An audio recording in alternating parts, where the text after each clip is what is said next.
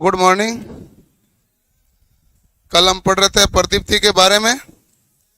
तो प्रदीप्ति के बारे में बेसिक कॉन्सेप्ट हमने जान लिया था कि प्रदीप्ति होती क्या है। और फिर हमने कार्बन फिलामेंट लैंप और धात्विक फिलामेंट लैंप के बारे में भी देखा था। जब कार्बन फिलामेंट लैंप और धात्विक फिलामेंट लैंप के बारे में देखा था तो उसमें यह भी देखा था कि निर्वात में कौन सा है और गैस भरे हुए लैंप की कौन सी कंडीशन है, इनको भी देखा था। गैस क्यों भरी जाती है, हमने फिलामेंट चेंज क्यों किया, इन सभी के बारे में हमने अध्ययन किया था। आज इसके बाद में आगे हम देखते हैं। सबसे पहले छोटे छोटे पॉइंट है जो मैं लिखूंगा, आप ध्यान से देखना भाई। छोटा छोटा पॉइंट है। पहला छोटा पॉइंट ये है कि मैं आपको पूछूं CRI क्या होता है। CRI colour rendering index. आप कहेंगे कलर रेंडरिंग इंडेक्स का मतलब क्या हुआ कि जैसे मान लो कि आपने एक कोई ऑब्जेक्ट कोई वस्तु देखी है जो सूर्य की किरणों के अंदर देखी है तो आपको वास्तविक कलर नजर आएगा। उसको जब आप आर्टिफिशियल लाइट के अंदर देखते हैं, आर्टिफिशियल लाइट कौन सी हो सकती है, ट्यूबलाइट भी हो सकती है, LED भी हो सकती है, हेलोजन लैंप भी हो सकता है और आपका इनकेंडिसेंट लैंप भी हो सकता है। जब आप आर्टिफिशियल लाइट के अंदर देखते हो तो उसका रंग चेंज हो रहा है, फर्क नहीं हो रहा है। ऐसा आपको बहुत बार मिला होगा। कई बार आप दुकान से जिस कलर की टी शर्ट लेके आते हैं बाहर आके देखते हैं पता चलता है ये कलर चेंज है। तो इसका मतलब कलर रेंडरिंग इंडेक्स का फर्क हुआ। कलर रेंडरिंग इंडेक्स हाई होने का मतलब है कि किसी प्रकाश में वस्तु वैसी ही दिखेगी जैसे सूर्य के प्रकाश में दिखती है, सेम सूर्य के प्रकाश में दिख जाएगी। और किसी आर्टिफिशियल लाइट में तो आप कहेंगे कलर रेंडरिंग इंडेक्स 100 है। क्या है? 100। और यदि मान लो उस कलर से डिफरेंट दिख रहा है तब हम कहेंगे कलर में फर्क आ रहा है। तो इसके लिए क्या बनाया गया? Colour rendering index. जैसे दिल्ली में पालिका बाजार है तो वहां आप राजीव चौक पर है तो आप अंदर से जाके कोई ड्रेस लेके आएंगे, कोई टी शर्ट लेके आएंगे, कोई पजामा लेके आएंगे तो आपको अंदर अलग कलर नजर आएगा, बाहर आएंगे तो आपको कलर है जो दूसरा नजर आएगा। ठीक है ना? आपको लगेगा उन्होंने चेंज कर दिया, भले उसको हाथ लगा के रखो। ये फर्क इसका colour rendering index. Colour rendering index ज्यादा होने का मतलब क्या है? आर्टिफिशियल लाइट के अंदर भी किसी वस्तु का वैसा ही दिखाई देना जैसा कि सूर्य के प्रकाश में दिखाई देता है। इसे हम क्या कहते हैं? Colour rendering index. ठीक है, तो CRI फुल फॉर्म क्या हो गई?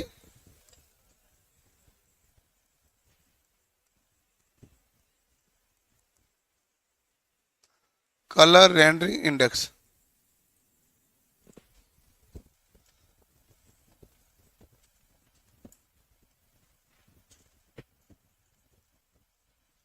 यह इंडेक्स 0 से 100 तक होती है।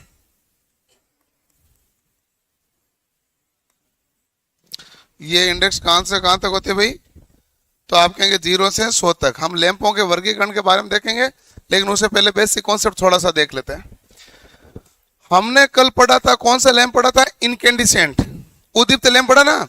इनकेंडिसेंट लैंप का कलर रेंडरिंग इंडेक्स क्या होता है? उच्च होता है, क्योंकि ट्यूबलाइट में कलर सेम नहीं दिखेगा वस्तु का, जबकि बल्ब के अंदर लगभग वस्तु का कलर सेम ही दिखेगा जो सूर्य के प्रकाश में दिखाई देता है।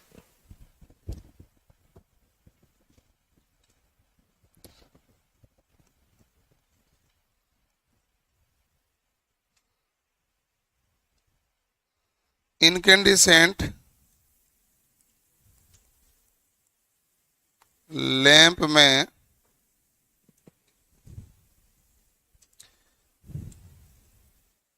CRI उच्च होता है। क्या होता है भाई? CRI का मान क्या होगा? ज्यादा होगा।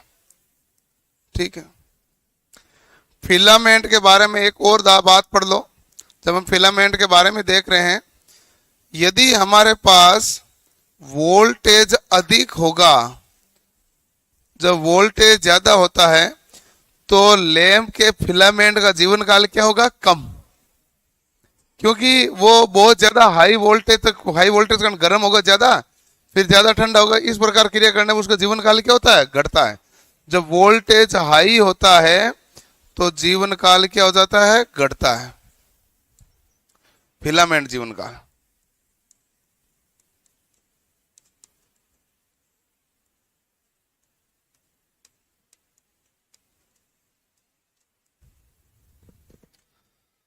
ठीक है।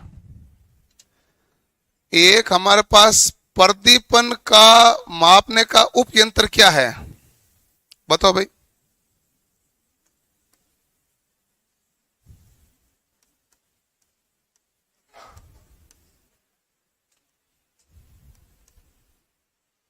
प्रदीपन मापने का उपयंत्र का नाम क्या होता है? इसे प्रकाश मापी या फोटोमीटर कहते हैं। क्या कहते हैं? प्रकाश मापी को या क्या कहते हैं, फोटोमीटर। प्रकाश मापी या फोटोमीटर कहते हैं।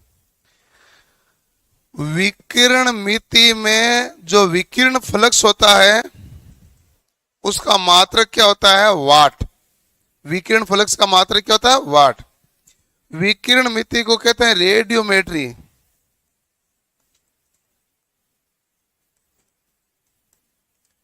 विकिरण मिति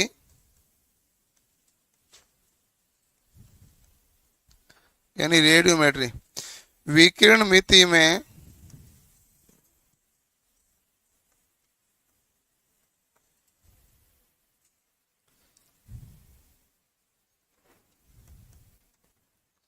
विकिरण फ्लक्स का मात्रक क्या है, तो आप कहेंगे विकिरण मिति में विकिरण फ्लक्स का मात्रक हमारे पास क्या होता है, वाट होता है। ठीक है।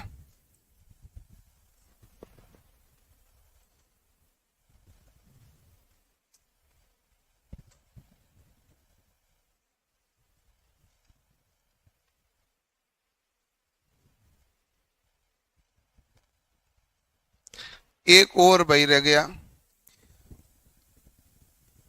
ब्राइटनेस होता ना, आपने कल देखा ब्राइटनेस। ब्राइटनेस का मात्रक क्या होता है, लैम्बर्ट।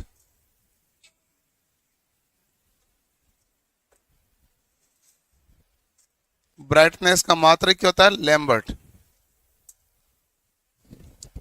लक्समीटर भी कहते हैं लेकिन प्रकाश मापी नाम है, फोटोमीटर इसका सही नाम होता है।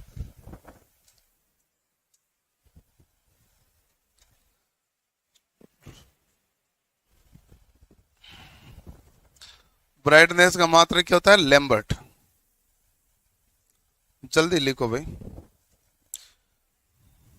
वोल्टेज बढ़ेगा तो फिलामेंट का जीवन काल कम होगा। एक और लाइन रह गई भाई, जो फिलामेंट होता है ना, गर्म और ठंडा होता है तो उसमें प्रतिरोध के मान में कितना गुणा का अंतर आता है, 12 गुणा का। लेकिन क्या है कि ये सवाल जो है वो आया हुआ है उसमें टेक्निकल हेल्पर 2018 में। तो उन्होंने क्या है कि 2 गुणा 5 गुणा 10 गुणा 15 गुणा इस प्रकार का दिया था, और ऑप्शन उन्होंने 2 गुणा मान लिया था। वो 2 वहां लिखना नहीं था, उनको लिखना क्या था, 12 था। उन्होंने गलती से 2 लिखा, होता भी 12 गुणा ही है। अभी हम देख लेंगे।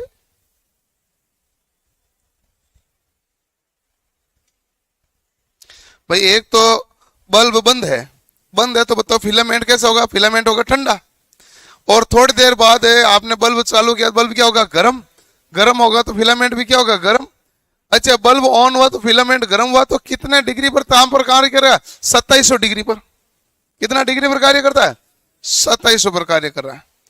तो उससे अपने पास, लेकिन जो 2700 डिग्री पर होता है तो वो अधिकतम कार्यकारी तापमान है। 2500 से 2700 पर नॉर्मली काम करता है वो। इसी के आधार पर कलर रेंडरिंग इंडेक्स लिया जाता है, उसे फिलामेंट के प्रतिरोध का गुणा लिया जाता है।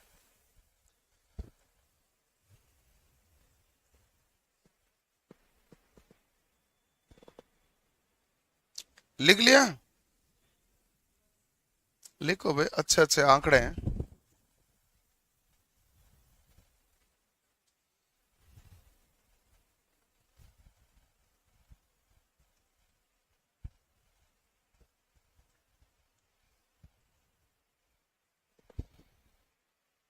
अब तो लिख लिया होगा। अब जिसने नहीं लिखा वो लेट आए होंगे। हाँ, आवाज नहीं भाई। अगला देखो, ठंडे फिलामेंट की तुलना में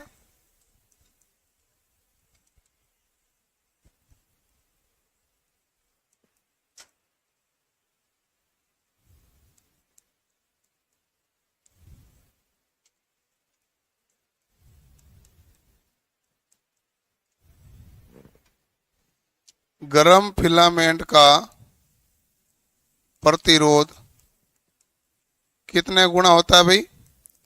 12 गुना।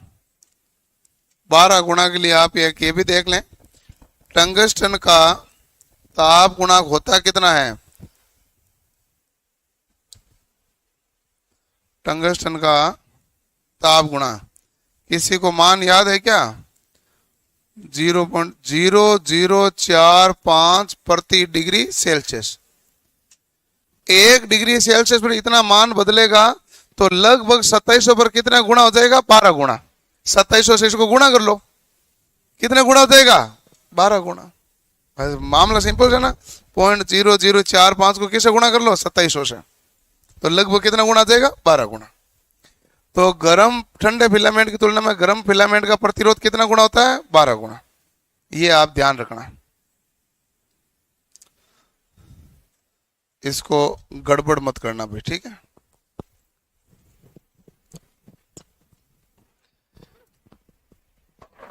एक कार्य स्थल पर प्रदीप्ति का मान क्या होना चाहिए? वर्क प्लेस पर कार्य स्थल पर प्रदीप्ति का मान होना चाहिए 1500 ल्यूमेन प्रति मीटर स्क्वायर।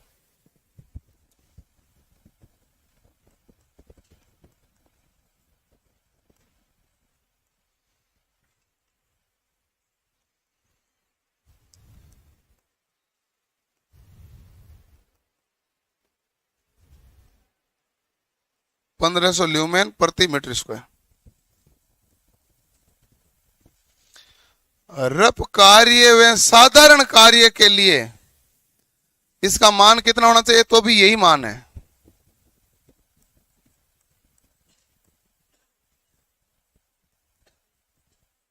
पंद्रह सौ नहीं, 150 है क्या? 1500 हो गया, गड़बड़ गड़बड़ गड़बड़, एक जीरो अलग आ गया।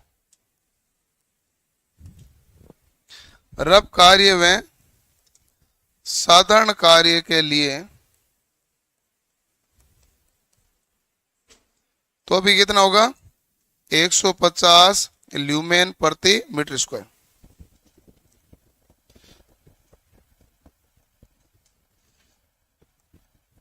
सूक्ष्म कार्य या फाइन वर्क सब कार्य के हैं। फाइन वर्क के लिए प्रदीप्ति का मान कितना होना चाहिए? 1500 ल्यूमेन प्रति मीटर स्क्वायर। जबकि पूछे साधारण पठन के लिए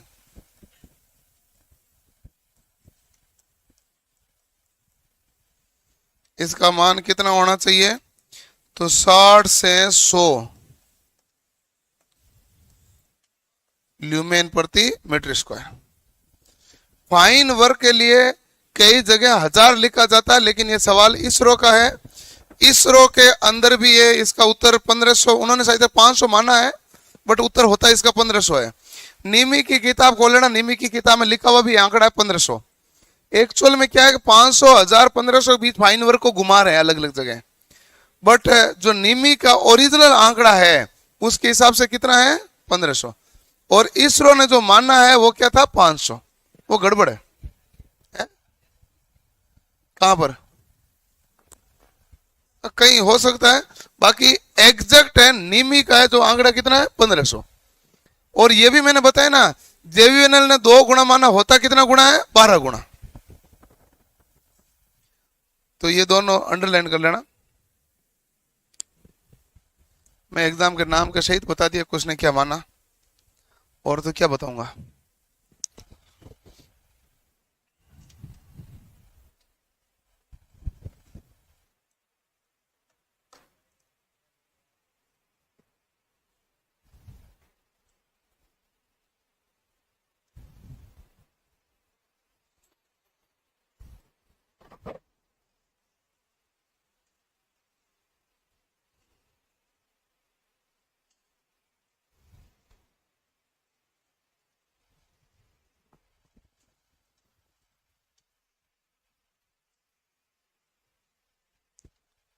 हो गया भाई। एक और लिख दो,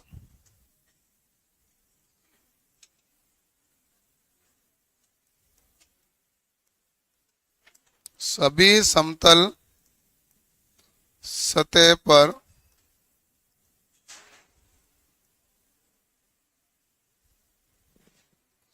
कैंडल की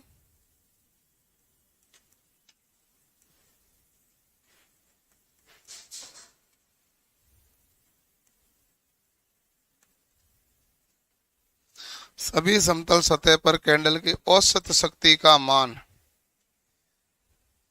ये होता है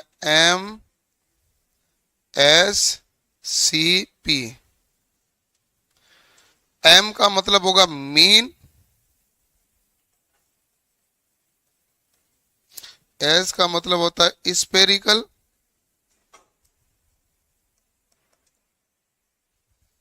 C का मतलब होता है कैंडल पावर। समतल सतह पर कैंडल की औसत शक्ति का मान क्या होगा? MSCP। कितना हो जाएगा भाई? Mean spherical candle power.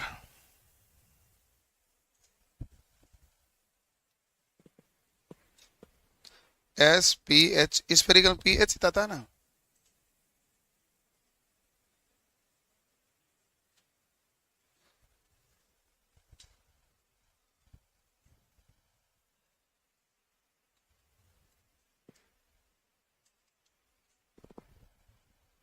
तो सभी समतल पर कैंडल की औसत शक्ति का मान क्या होगा? MSCP, mean spherical candle power.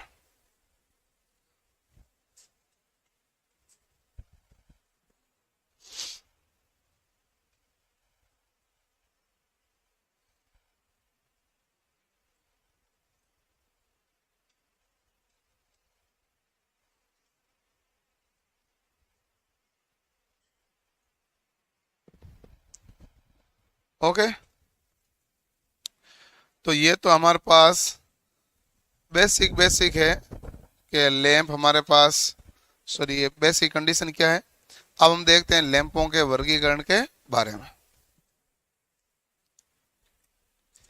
इसके अलावा परावर्तक सतह भी होती है हमारे पास। परावर्तन तल और परावर्तक दोनों के बारे में देखते हैं। परावर्तन हमारे पास अलग अलग प्रकार के होते हैं। एक तो होता है नियमित परावर्तन, कि जिस एंगल से टकराए उसी एंगल से उसी माध्यम वापस लौट जाएगा, वो नियमित परावर्तन है। लेकिन एक होता है जो हमारे पास सूक्ष्म परावर्तन होता है। वो क्या होता है कि थोड़ा सा पास पास के एरिया में फैलेगा। एक नियमित परावर्तन से कम और सूक्ष्म से थोड़ा बीच में फैलेगा। तो परावर्तन के अलग अलग प्रकार होते हैं। परावर्तन के आधार पर ही हम परावर्तक बनाते हैं। रिफ्लेक्टर, तो रिफ्लेक्टर क्या होता है? अलग अलग जगह अलग अलग रिफ्लेक्टर काम लेते हैं। जैसे मान लो गाड़ियों के अंदर रिफ्लेक्टर लगाते हैं तो इस प्रकार से लगाते हैं कि लाइट एक केंद्र बिंदु पर दूर तक जानी चाहिए। लेकिन जो थिएटर में काम लेते हैं ना, फिल्म हॉल में, तो थिएटर में जो टॉर्च काम में लेंगे तो उसमें कहा जाता है कि रिफ्लेक्टर ऐसा नहीं होना चाहिए। रिफ्लेक्टर ऐसा होना चाहिए जैसे मैं यहां से लाइट डालूं तो लाइट यहीं तक जाए, उसके बाद रुक जाए। ऐसा नहीं है सभी की आंखों में पड़े डायरेक्ट, क्योंकि डायरेक्ट आंखों पर पड़ेगी तो चकाचौंध स्थिति आएगी। जैसे मान लो एक बंदा है, उसको सीट ढूंढनी है, सीट मिल नहीं रही, थिएटर में गया तो उसको सीट बताएं तो सीधा उसी सीट में बताएं, बीच में किसी या उसके आगे सबके आंखों पर रोशनी नहीं पड़े।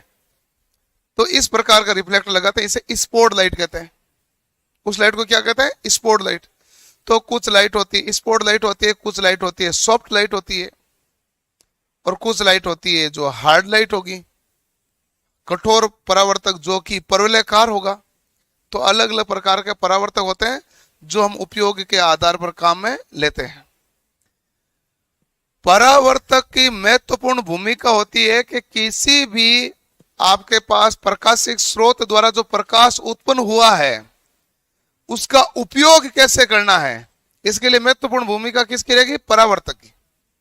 तो परावर्तक इसमें महत्वपूर्ण भूमिका के साथ कार्य करता है। अब देखो कि आपको लिखना नहीं है, अब मैं आपको जो बता रहा हूं भाग, वो आपको बाद में घर पे जाके लिखना। आज हम इसको पूरा कर देंगे ना, नहीं, समझ में आने की गारंटी अपनी, समझ कोई दिक्कत नहीं है। कौन सा भाई? यही है, समझ में आने, क्योंकि इसमें क्या आंकड़े हैं ज्यादातर। अब आता है सबसे पहले फ्लोरोसेंट ट्यूब। फ्लोरोसेंट ट्यूब क्या होता है? ये कौन से सिद्धांत पर कार्य करता है? तो आप कहेंगे स्वपरण। स्वपरण का क्यों है? क्योंकि फ्लोरोसेंट ट्यूब यानी हम सामान्यतः क्या कहते हैं? ट्यूबलाइट। इस ट्यूबलाइट में एक लगी होती है चौक, और उसी चौक पर कार्य करा, तो चौक का मतलब क्या? कुंडली है। तो वो कौन से सिद्धांत पर कार्य करेगा? स्वपरण के सिद्धांत पर कार्य करेगा। एक्चुअल में ये जो मैं पहले ट्यूबलाइट के बारे में बता दूं, पूरा ट्यूब होता क्या है कि इसके एक तरफ तो यहां पर होता है हमारे पास टंगस्टन का फिलामेंट होता है, और इधर भी किसका फिलामेंट होता है? टंगस्टन का। तो शुरुआत में क्या होता है कि आपके इधर से इस प्रकार धारा आती है, फिर टंगस्टन का फिलामेंट से होकर स्टार्टर से होकर परिपथ का निर्माण करती है। तो इससे टंगस्टन क्या होगा? गर्म होगा। टंगस्टन जब गर्म होता है तो टंगस्टन किसके रूप में कार्य करेगा? कैथोड के रूप में। जब गर्म होता है तो किसके रूप में कार्य करता है? कैथोड। कैथोड के रूप में कार्य करने का मतलब है कैथोड क्या करेगा? इलेक्ट्रॉन का उत्सर्जन। कैथोड कार्य क्या करता है? इलेक्ट्रॉन का उत्सर्जन। और एनोड क्या करता है? इलेक्ट्रॉन को ग्रहण। तो कैथोड के रूप में कार्य करेगा, कैथोड इलेक्ट्रॉन का क्या करेगा? उत्सर्जन। ये इलेक्ट्रॉन उत्सर्जित होकर कहां पर टकराएगी? पारे की बूंदों से टकराएगी। ये जो बूंदे बनाई हुई दिख रही ना, ये है पारे की। किसकी है? मरकरी यानी पारे की बूंदे। जब इलेक्ट्रॉन इस किसी फिलामेंट से उत्सर्जित होकर पारे की बूंदों से टकराएगा तो अल्ट्रा वॉयलेट रेडिएशन निकलेगा, यानी कि पराबैंगनी तरंगें उत्पन्न होगी। कौन सी होगी? और पराबैंगनी किरणें दर्शी होती है कि अदर्शी होती है? अदर्शी है। तो अभी तक तो प्रकाश दिखा नहीं, अभी तक तो प्रकाश दिखा नहीं, तो ये तो अदृश्य प्रकाश हुई। अब ये जब अदृश्य तरंगे, अल्ट्रा वॉयलेट लाइन अदृश्य तरंगे जब हमारे पास इस जो लेप होता है ना, लेप, इस कोटिंग का, इस कोटिंग के लेप पर टकराती है, जैसे ये अभी फास्फोर कोटेड किया हुआ है, जब इस लेप पर टकराती है तो हमें कैसा प्रकाश मिलता है? दृश्य। जब तक लेप पर नहीं टकराएगी तो हमें क्या प्रकाश रहेगा? अदृश्य। अच्छा, दृश्य प्रकाश मिला तो इसके मतलब लेप पर, लेप के कारण दृश्य मिला कि नहीं मिला? तो लेप पर डिपेंड करेगा। लेप जिंक सिलिकेट का है कि लेप कैल्शियम का है कि लेप फॉस्फोरस का है, उसी हिसाब से इसका क्या चेंज होगा? रंग। क्योंकि उससे पहले तो हमारे पास तरंगे कौन सी है? अदृश्य तरंगे। तो अदृश्य तरंगे से दृश्य तरंग उत्पन्न होने का कंडीशन ये है। तो बताओ ट्यूबलाइट में क्या होगा? तो आप कहेंगे सबसे पहले हमारे पास फिलामेंट गर्म होगा। फिलामेंट गर्म होगा तो क्या करेगा? इलेक्ट्रॉन का उत्सर्जन करेगा। इलेक्ट्रॉन उत्सर्जन करेगा तो इलेक्ट्रॉन एक से दूसरे तरफ जाएंगे कि नहीं जाएंगे? जाएंगे। बीच में किससे टकराएंगे? पारे की बूंदों से। जब पारे की बूंदों से इलेक्ट्रॉन टकराया तो कौन सी तरंग उत्पन्न होगी? Ultra violet. अल्ट्रा वॉयलेट तरंगे जब कोटिंग से टकराएगी तो कौन सी तरंग आएगी? दृश्य। अब कोटिंग कौन सी है उसके ऊपर डिपेंड करेगा दृश्य का रंग कौन सा आएगा। तो कोटिंग से टकराएगी तो दृश्य तरंग आएगी। अब इसके अंदर क्या भरा होता है? तो आप कहते हैं argon and mercury vapour. Mercury की वेपर यानी वाष्प की बूंदें होती है, और आर्गन गैस इसके अंदर भरी जाती है। आर्गन एंड मरकरी वेपर इसके अंदर भरा जाता है। बताओ यहां तक कोई दिक्कत है किसी को? सामान्यतः पूछ ले कि इसकी लंबाई कितनी होती है, तो आप कहना 60 सेंटीमीटर से लेके 1.2 मीटर, यानी कि आप ये कह दो 60 सेंटीमीटर से 120 सेंटीमीटर, तकरीबन 2 फुट से 4 फुट के बीच, 2 फुट से 4 फुट के बीच हो गई, ठीक है ना? 60 सेंटीमीटर से 120 सेंटीमीटर के बीच। लेकिन इसकी पहले वर्किंग प्रणाली देख लो। ये है हमारे पास, शुरुआत में यही कार्य कर रहा है ट्यूबलाइट। अब इस फ्लोरोसेंट ट्यूब के अंदर आपने सप्लाई दी, यहां से सप्लाई जाएगी किस में जाएगी? चौक में। चौक क्या ब्लास्ट पूछे सप्लाई के कौन से क्रम में लगा होगा? श्रेणी क्रम में। श्रेणी क्रम में लगा दिया। फिर आपके पास शुरुआत में धारा ऐसे ही जाएगी, अब फिलामेंट के अंदर जाएगी। फिलामेंट क्या होगा? गर्म, लेकिन इलेक्ट्रॉन अभी तक तो उत्सर्जित हुआ नहीं है। तो ये परिपथ पूरा करने के लिए धारा यहां से प्रवाहित होगी कि नहीं होगी? धारा प्रवाहित होगी यहां पर, और इससे प्रवाहित होके इस प्रकार आया तो परिपथ का पूरा निर्माण हुआ कि नहीं हुआ? इसलिए शुरुआत में स्टार्टर चाहिए कि नहीं चाहिए? चाहिए। बिना स्टार्टर स्टार्ट हो पाएगा क्या? नहीं, क्योंकि यदि मैं यहां से स्टार्ट हटा देता हूं तो ये क्या हो जाएगा? ओपन। ओपन होगा तो बताओ धारा का प्रवाह होगा क्या? नहीं। धारा प्रवाह नहीं होगा तो फिलामेंट गर्म होगा क्या? नहीं। फिलामेंट जब गर्म ही नहीं होगा तो इलेक्ट्रॉन उत्सर्जन होगा क्या? नहीं। तो इसका मतलब शुरुआत में स्टार्टर तो आपको चाहिए। ठीक है, जब आपके पास स्टार्टर आ गया और धीरे धीरे ये कार्यक्रम, स्टार्टर का वर्किंग प्रणाली अभी समझूंगा, आप अभी इतना समझ लो कि स्टार्टिंग है जो अभी परिपथ पूरा कर रहा है, धीरे धीरे ये क्या हो जाएगा? गर्म हो जाएगा। जैसे ये गर्म हुआ, ठीक है, जैसे ये गर्म हुआ तो ये क्या करेगा? इलेक्ट्रॉन का उत्सर्जन करेगा। इलेक्ट्रॉन का ये हमारे उत्सर्जन करने लगा तो फिर हमारे पास परिपथ का कैसा निर्माण हुआ? तो इलेक्ट्रॉन उत्सर्जन करने के ऊपर इलेक्ट्रॉन ऐसे चले गए ना, इस दिशा में, इलेक्ट्रॉन इस दिशा में चले गए तो परिपथ ये पूरा बन जाएगा कि नहीं बन जाएगा? तो एक बार यदि लैंप जल गया, यानी इलेक्ट्रॉन यहां से यहां तक आ गए, तो परिपथ यही बन जाएगा। फिर स्टार्टर की आवश्यकता है क्या? इसलिए आप कहते हो स्टार्टर का कार्य है फ्लोरोसेंट ट्यूब को स्टार्ट करना। स्टार्टर का कार्य क्या? फ्लोरोसेंट ट्यूब को केवल, और इसका कोई कार्य है क्या? नहीं। उसके बाद परिपथ ये हो गया। कुल मिला के आपको परिपथित पूरा कराना है, तो ये हमारे पास क्या हो गया? परिपथ। जब इलेक्ट्रॉन की गति के कारण ये चीजें संचरण हो रही है तो इसे गैस डिस्चार्ज लैंप ही कहते हैं। कौन सा कहते हैं? गैस डिस्चार्ज लैंप इसको कहते हैं।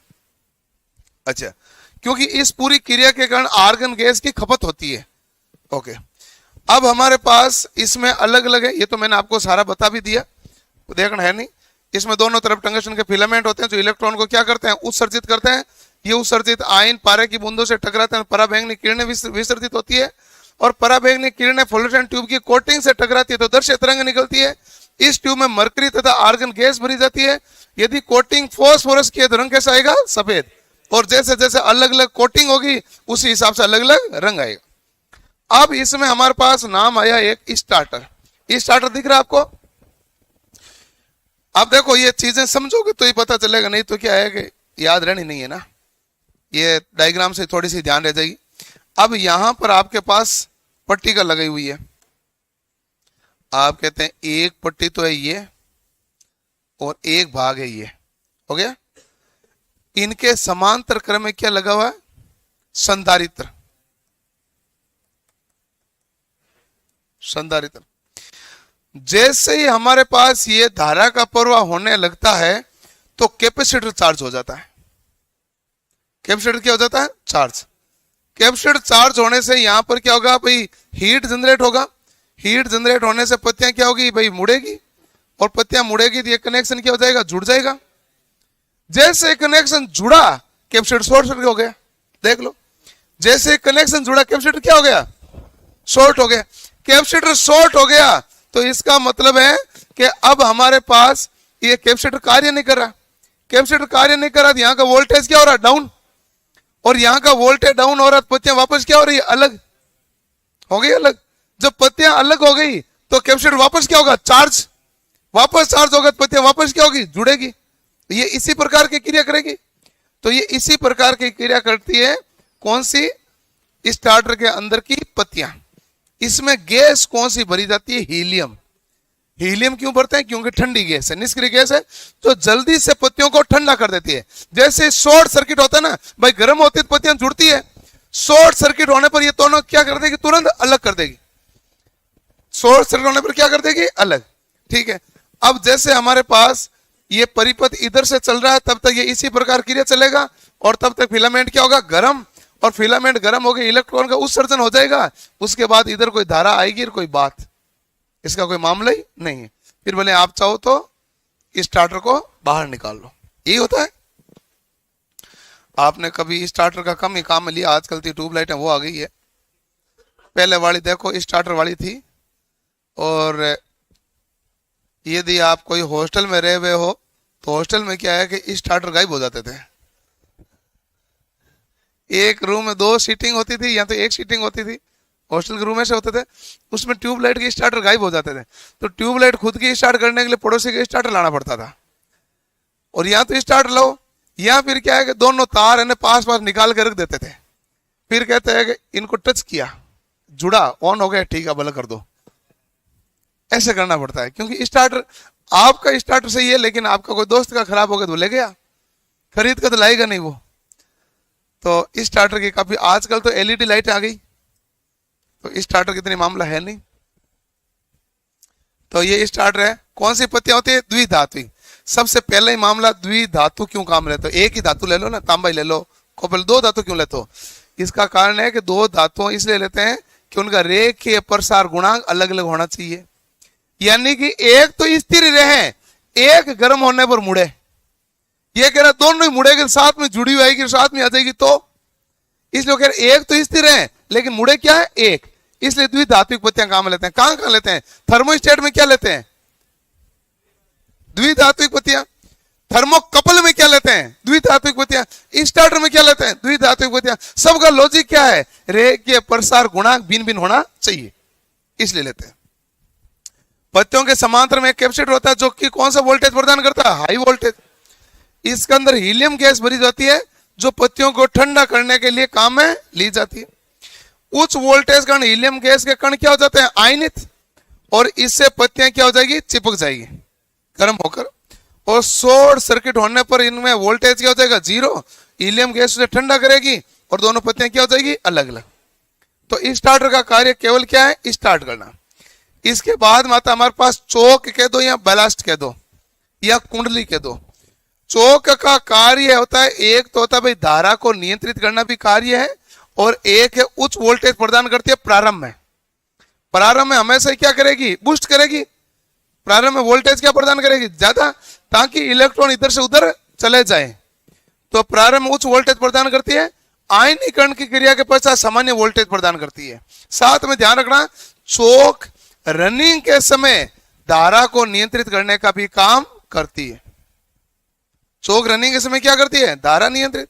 और प्रारंभ में वोल्टेज क्या करती है? ज्यादा। ये चौक या ब्लास्ट का कार्य होता है। और जीवन काल कितना घंटे है? 5000 घंटे। वाट आता है 20 वाट से 40 वाट। स्टैंडर्ड वाट कितना है? 40। आ जाओ भाई। और प्रकाश कितना देता है? 38 ल्यूमेन प्रति वाट ये देता है प्रकाश। क्लियर? इसके बाद में हम जो लैंप काम में लेते हैं उसका नाम है कार्बन आर्क लैंप। और हम क्या काम लेते हैं? हम लेते ही नहीं काम में। ये तो केवल इसका सवाल ये कहां काम लेते हैं? सिनेमा घरों में। सिनेमा घरों में प्रोजेक्टर के रूप में वहां काम में लिया जाता है जहां प्रकाश डाला जाता है ना, तो सिनेमा घरों में इसका प्रयोग किया जाता है। और इसका प्रयोग जनरली हम कहीं भी नहीं करते हैं। कौन सा है काम? Carbon arc lamp. ठीक है। कार्बन आर्क लैंप में हमारे पास आपको दिख रहा होगा कि एक है एनोड और दूसरा है कैथोड। एनोड है जो प्लस का है, कैथोड है जो माइनस का। और ये जिस भाग में एक कांच की भाग है इसे हम क्या कहते हैं? एनवेलप। एनवेलप यानी कि बंद भाग। बंद भाग को कहते हैं एनवेलप। एनवेलप तो बंद को कहते हैं, तो ये बंद भाग है, एनवेलप है। आप इसके आकार को देखोगे तो आपको यह दिखेगा एनोड है जो बड़ा है और कैथोड क्या है? छोटा। तो एनोड का आकार कैथोड से कितना गुना होता है? 2 गुना। लेकिन होता कब है? डीसी में। एसी के साथ ऐसा केस है नहीं है। पूछे कार्बन आर्क लैंप हम काम किस में लेते हैं? डीसी में। क्या ये एसी में काम कर सकता है? कर सकता है। जैसे नहीं होता है जीनर डायोड। जीनर डायोड कौन से बाइस में कार्य करता है? रिवर्स बाइस में। क्या बोर्ड बाइस में कार्य नहीं करता? करता है, नॉर्मल डायोड की तरह। हम काम में नहीं लेते हैं। तो कार्बन आर्क लैंप का भी हम प्रयोग कहां करते हैं? डीसी में। डीसी में हमारे पास देखो 2 है, एक एनोड एक कैथोड। एनोड कैथोड की तुलना में कितने गुना है? 2 गुना। एनोड कैथोड की तुलना में 2 गुना। और इन दोनों छड़ों के बीच में अंतराल होता है, गैप होता है। इसलिए इलेक्ट्रॉन जब एनोड से कैथोड की तरफ कूदता है, जाता है, तो बीच में वायु आती है कि नहीं आती है? और वायु में इलेक्ट्रॉन का नियंत्रित होकर कूदना ही स्पार्किंग कहलाता है। स्पार्किंग यदि अपने कंट्रोल में तो हम कहते थे चिनगारी है। चिनगारी को क्या कहते हैं? आर्क। इसलिए इसका नाम है carbon arc lamp. Arc lamp है, दोनों जुड़े हुए नहीं होने चाहिए। दोनों जुड़े हुए होंगे तो आर्क होगी क्या? नहीं। दोनों जुड़े हुए नहीं है तो इलेक्ट्रॉन नियंत्रित होकर वायु में कूद कर एनोड से कैथोड जाएंगे, और वायु में कूद के जाएंगे तो क्या उत्पन्न होगी? चिनगारी। इसे हम कहते हैं आर्क, और यही नाम आएगा कार्बन आर्क लैंप का। पूछे इस एनोड और कैथोड के बीच में जो गैप है वो गैप कितना है? 1.5 mm से 6 mm, 1.5 mm से 6 mm, ठीक, इतना गैप होता है। और ये सप्लाई की कौन सी दी जाती है? डीसी। ए प्लस वाला क्या है? एनोड, और माइनस वाला क्या है? कैथोड। यहाँ हमने ब्लास्ट या प्रतिरोध लगाया। प्रतिरोध क्यों लगाया?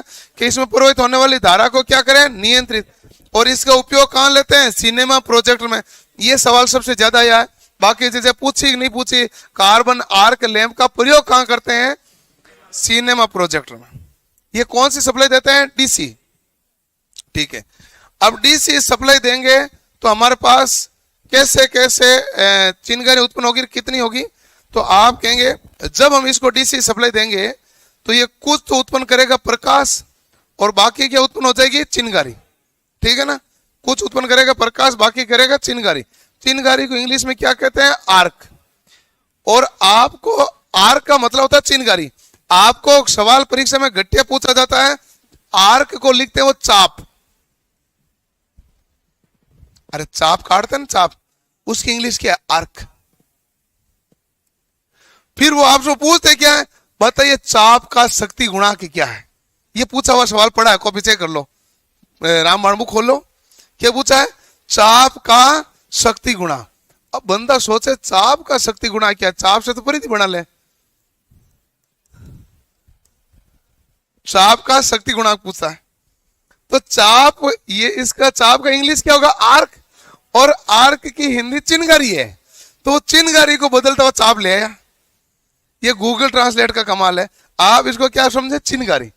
अब ये चिनगारी का कारण क्या होता है? तो आप कहेंगे कारण है प्रतिरोध, और प्रतिरोध का शक्ति गुणा का मान कितना होता है? 1। अब आप देखोगे कई बार एक ऑप्शन भी नहीं है, 0.9, 0.8, 0.7, 0.6, तो मैं 0.9 करूंगा। आया हुआ ये भी है। अब क्या हो गया? 0.9 आया कैसे? अरे आना तो 1 चाहिए था, क्योंकि प्रतिरोध का शक्ति गुणा कितना होता है? 1, तो आना तो 1 चाहिए था। लेकिन अब क्या है? ऑप्शन में था नहीं। जब 1 का किया 1 दिया जाता तो 1 ही आंसर होता है। और सवाल यह है चाप का शक्ति गुणा, जबकि उसको पूछना पावर फैक्टर किसका? आर्क का। आर्क मतलब चिनगारी, ठीक है। हिंदी इंग्लिश देख ली, ओके। तो हमारे पास एक प्रकाश और एक चिनगारी उत्पन्न करेगा, क्लियर। अब देखो कि हमारे पास छड़ें कितनी होती है? 2। एक है धन इलेक्ट्रोड, दूसरा कौन सा? ऋण इलेक्ट्रोड। और बीच में क्या होता है? वायु का अंतराल। जो धन इलेक्ट्रोड है ना, वो 85% प्रकाश अकेला उत्पन्न करेगा। ऋण इलेक्ट्रोड कितना करेगा? 10%। और वायु अंतराल कितना करेगा? 5%। धन इलेक्ट्रोड प्रकाश ज्यादा उत्पन्न कर रहा है, धन इलेक्ट्रोड आकार में बड़ा होता है, धन इलेक्ट्रोड कार्य ज्यादा करेगा, तो ये घिसेगा भी ज्यादा। तो सर्वप्रथम चेंज भी कौन होगा? धन इलेक्ट्रोड। ये चिनगारियां जैसे जैसे जलती है ना, ये क्या होता है कि इसके ऊपर यांत्रिक या वैद्युतिक क्रिया द्वारा इनके ऊपर बल लगाया जाता है, ताकि इतनी दूरी बरकरार रहते हुए बरकरार दूरी रखे। जैसे ये घिसेगा ना, तो पीछे से बल लग के आ जाएगा ना। कार्बन ब्रूस होता है कि नहीं होता है?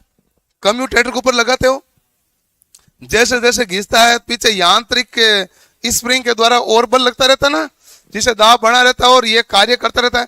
इसी प्रकार इनके ऊपर भी बल लगा रहता है, ताकि इनके बीच की दूरी भी क्या रहे? मेंटेन। तो इसमें भी यांत्रिक सामंजस्य बैठाया जाता है। धन इलेक्ट्रोड का आकार ऋण इलेक्ट्रोड से कितना होगा? दुगुना। इसलिए दुगुना है, परंतु ज्यादा प्रकाश देगा भी कौन? धन। अधिक तापमान भी किसका? धन का। तो ज्यादा घिसेगा भी कौन सा? धन इलेक्ट्रॉन। इलेक्ट्रॉन का प्रवाह माइनस से प्लस होता है, तो धारा का प्रवाह प्लस से माइनस। इलेक्ट्रोड का बीच उचित गैप बनाए रखने के लिए क्या करना पड़ता है? विद्युत या यांत्रिक व्यवस्था, यानी कि बल लगाना पड़ता है स्प्रिंग द्वारा, जिसे लगभग ये जो दूरी है वो मेंटेन रहे। कितनी? 1.5 mm से 6 mm के बीच। हम कोई खुद तो धक्का देंगे नहीं, या तो वैद्युतिक के कारण या यांत्रिक की क्रिया के कारण इसके ऊपर बल आरोपित किया जाता है। अब पूछा जाए कार्बन आर्क लैंप की दक्षता कितनी है, तो आप कहना इनकैंडिसेंट लैंप से ज्यादा होती है। क्यों? इनकैंडिसेंट लैंप की कितनी थी भाई? मैंने कल ही लिखाया, मैंने लिखा यह था 10 से 20। आप भूल गए, 10 से 20। ये थी जिसमें गैस भरी हुई थी, गैस भरे हुए कितने थे 10 से 20, और इसकी कंफर्म है 20 ल्यूमेन प्रति वाट, या उससे क्या होगा ज्यादा। तो बताओ इनकैंडिसेंट लैंप से अधिक है कि नहीं है, इसका है अनकंडीशनड लैंप से अधिक। और प्रचलन वोल्टेज कितना 40 से 60 वोल्ट। परीक्षा में ज्यादा सवाल क्या आया, कहां काम में लेते हैं, सिनेमा प्रोजेक्टर में। किसको, कार्बन आर्क लैंप को। इसमें छड़ कितनी होती है, 2। कौन सी, एनोड और कैथोड। आकार में बड़ी कौन सी है, एनोड। एनोड और कैथोड से कितना गुना है, 2 गुना। अब इनके बीच में, एनोड और कैथोड बीच में गैप होता है कि नहीं होता है, होता है। तो गैप कितना होता है, 1.5 से 6 mm। चलो ये गैप हो गया 1.5 से 6 mm। अच्छा, अब ये जो गैप मेंटेन करने के लिए या तो यांत्रिक व्यवस्था करोगे या कौन सी व्यवस्था करोगे, वैद्युतिक। इससे आपके पास गैप क्या हो जाएगा, मेंटेन हो जाएगा। अब हमारे पास ज्यादा प्रकाश कौन देगा, धन, एनोड देगा ना। एनोड कितना परसेंट देगा, 85%। 10% कौन देगा, ऋण। 5% कौन सा देगा, एयर गैप। और ज्यादा प्रकाश दे रहा है, ज्यादा तापमान पर कार्य कर रहा है, तो ज्यादा घिसेगा भी कौन सा है, धन इलेक्ट्रोड। ये तो है सब काम कहां पर, डीसी पर। अब एसी पर आओ तो ऐसा मामला नहीं है। एसी पर आते हैं आप कहोगे कि यहां पर दोनों इलेक्ट्रोड, जो धन और ऋण दोनों इलेक्ट्रोड है, दोनों क्या है, समान माप के। आकार क्या है, समान। प्रकाश भी क्या देगा, समान। इनमें दोनों में कोई फर्क नहीं है, क्योंकि एसी में जो छड़ है ना प्लस का, वो आधे सर्कल में प्लस है, अगले आधे सर्कल में क्या हो जाएगी, माइनस। इसलिए छड़ क्या रखनी पड़ेगी, बराबर माप की। तो इसलिए आकार यहां क्या रहेगा, बराबर। दोनों इलेक्ट्रोडों का आकार क्या होगा, समान। प्रकाश उचित मात्रा में उत्पन्न या नहीं करता है, दोनों समान रूप से सहकारी होती है। और ऐसी सप्लाई पर इसको जनरली काम में ज्यादातर नहीं लेते हैं। कार्बन आर्क लैंप किस पर काम करते हैं, डीसी पर।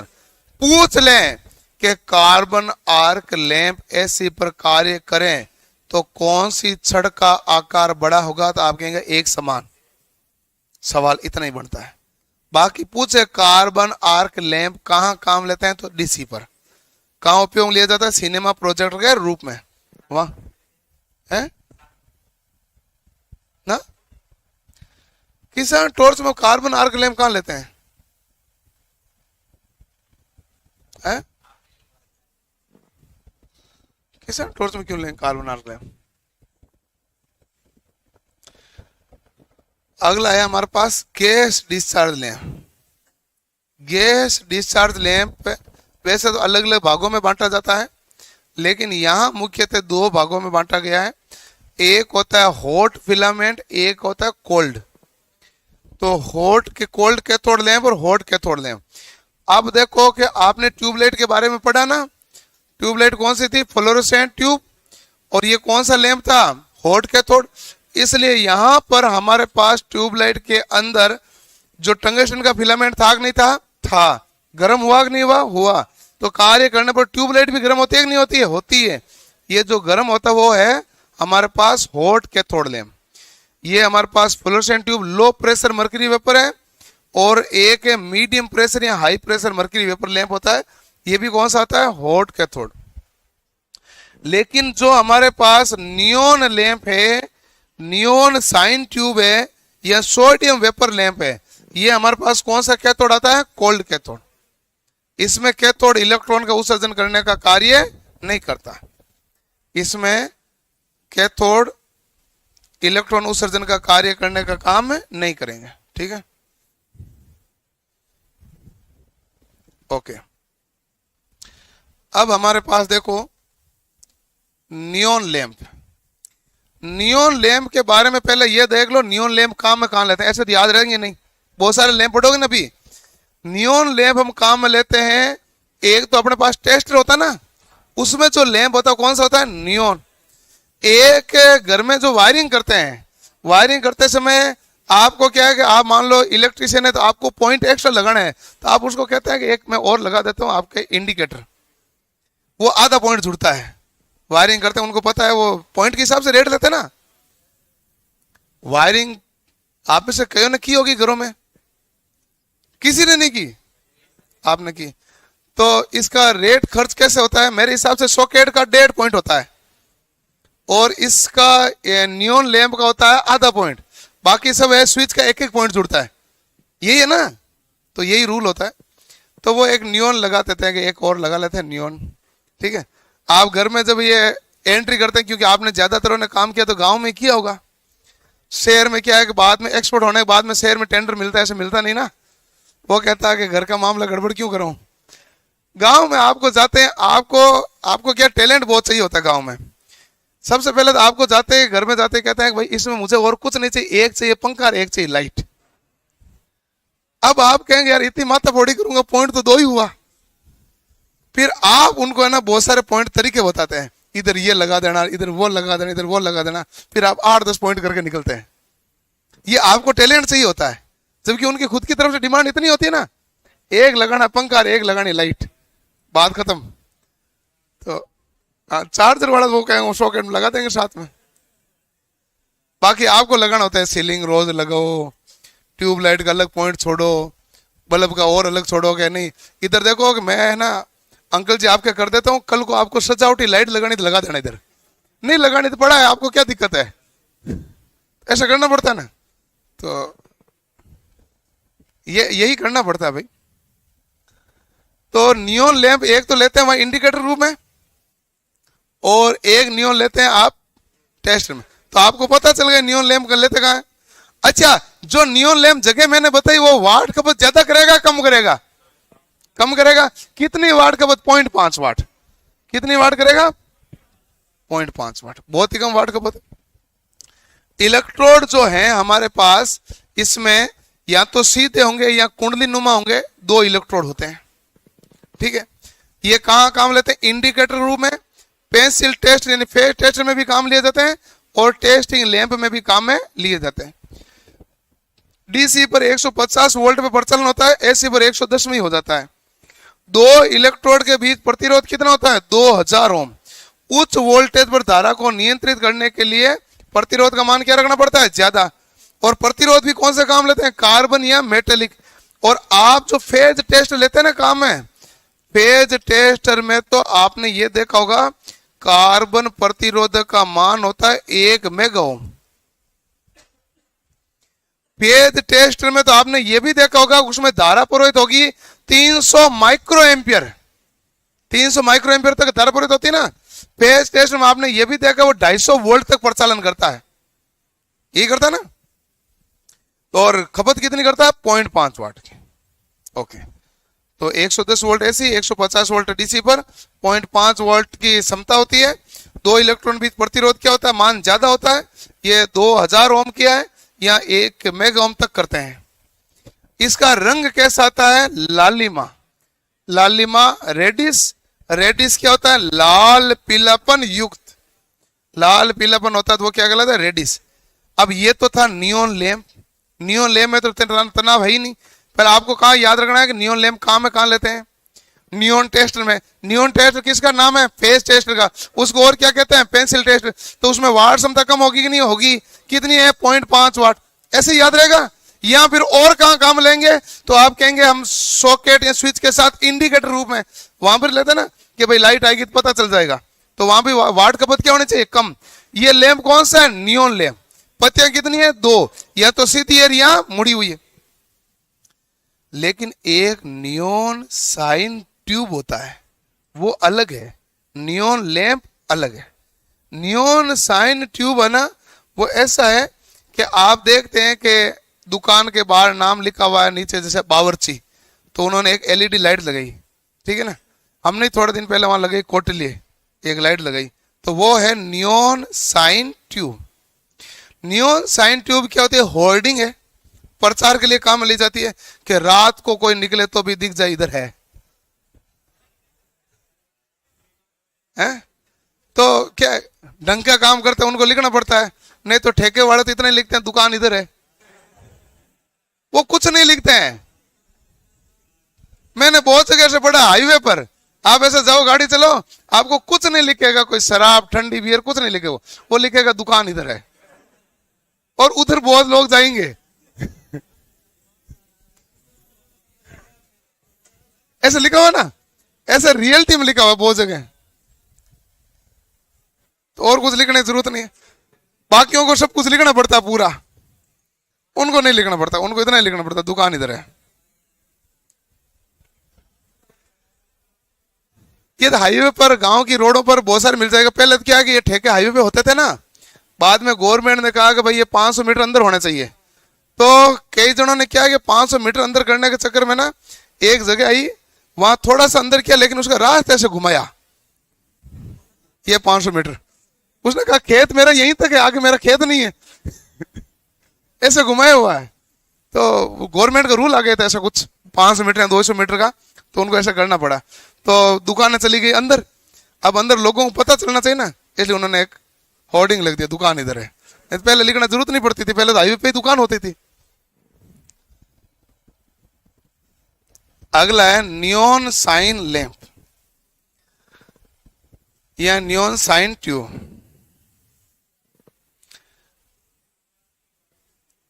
कांच की नली होती है 1 मीटर से 5 मीटर। ध्यान से देखें, नली की लंबाई वोल्टेज पर निर्भर, नली की मोटाई धारा पर निर्भर। नली की लंबाई कि नली कितनी लंबी है, इससे ज्यादा लंबी है तो वोल्टेज भी क्या देना पड़ेगा ज्यादा, और कम लंबाई तो वोल्टेज भी क्या देना पड़ेगा कम। और नली की मोटाई, मोटाई किस पर निर्भर करेगी, धारा पर, और लंबाई करेगी वोल्टेज पर। सवाल तो ये बढ़ने का चांसेस है। कांच की नली लंबाई कितनी होती है, 1 मीटर से 5 मीटर। कितनी लंबाई तक की होती है, 5 मीटर तक। इसके अंदर तत्व क्या भरा जाता है, नियॉन व पारा। ठीक है ना, नियॉन व पारा। अब देखो नियॉन व पारा भरा जाता है, नियॉन और आर्गन का मिश्रण होता है ना, तो हमारे पास कौन सा रंग मिलता है, लाल नारंगी। सबसे ज्यादा कौन सा काम लिया जाता है, लाल नारंगी रंग काम में लिया जाता है, क्योंकि रात को दूर से आसानी से दिखता है, इसलिए लाल नारंगी रंग को काम में ज्यादा लेते हैं।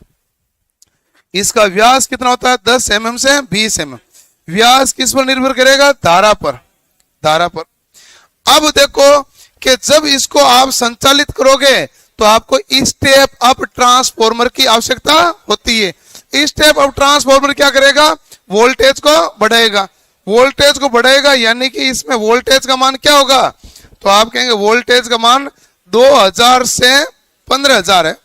2000 से 15000 वोल्टेज किस पर निर्भर करेगा, लंबाई पर। और इतना ज्यादा यदि वोल्टेज करना है तो आपको क्या करना पड़ेगा, स्टेप अप को काम लेना पड़ेगा ना। तो स्टेप अप को, प्रचालित धारा बहुत कम है और स्टेप अप वैसे ही वोल्टेज बढ़ाता है तो धारा क्या होती है, घटा देता है। जब 10 mm व्यास का काम लोगे तो 10 मिली एम्पियर है, और 19 mm व्यास का काम लोगे तो कितना मिली एम्पियर है, 60। इसमें जो वायर काम में लिया जाता है और से छोर तक, वो कौन सा वायर होता है, निकल वायर। तो ये हमने देखा होगा कि नियॉन साइन ट्यूब है।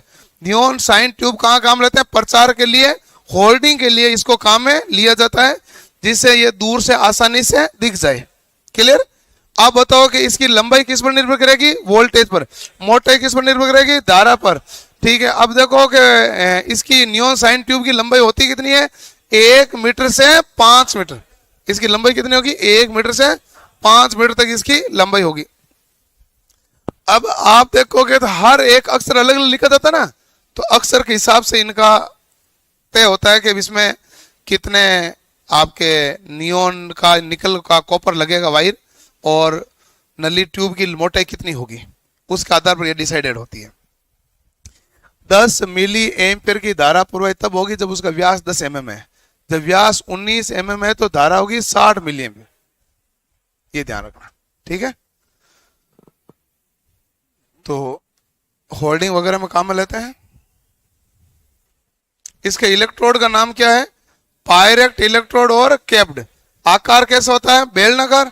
ट्यूब का आकार वैसे बेलनाकार होता है। निर्मित लोहा, निकल या तांबा। इसकी दक्षता का मान कितना होगा, तो आप कहेंगे 10, 15 से 40। आयु कितनी है, 10,000 घंटे। उपयोग विज्ञापन कार्यों में। प्रारंभिक स्ट्राइकिंग वोल्टेज क्या होगा, रनिंग से 1.5 गुना ज्यादा होगा, क्योंकि प्रारंभिक वोल्टेज क्या चाहिए, ज्यादा। और इसके लिए हमें क्या लगाना पड़ेगा, step up transformer. Step up transformer भी कौन सा ट्रांसफॉर्मर है, शरण क्षेत्र, यानी कि leakage field transformer. Transformer step up में कौन सा है, लीकेज फील्ड। ये सवाल पूछा और है, कौन सा ट्रांसफॉर्मर लगेगा, लीकेज फील्ड। ठीक है ना। तो प्राथमिक में संधारित्र है जो पावर फैक्टर को बढ़ाने का कार्य करेगा, और सेकेंडरी में नियॉन साइन ट्यूब होती है। इस टाइप ऑफ ट्रांसफॉर्मर में दो होगा ना, एक प्राथमिक वाइंडिंग होगी, दूसरी सेकेंडरी। प्राथमिक में तो कैपेसिटर जोड़ेगा जो पावर फैक्टर को बढ़ाएगा, और सेकेंडरी में तो लोड आएगा, और लोड हमारे पास क्या है, नियॉन साइन ट्यूब। बताओ ट्रांसफॉर्मर कौन से लगाना पड़ेगा, इस टाइप ऑफ। इस टाइप ऑफ क्या करेगा, वोल्टेज बढ़ेगा, धारा घटाएगा, ठीक है। इस टाइप ऑफ कौन सा ट्रांसफॉर्मर लगाओगे, लीकेज ट्रांसफॉर्मर।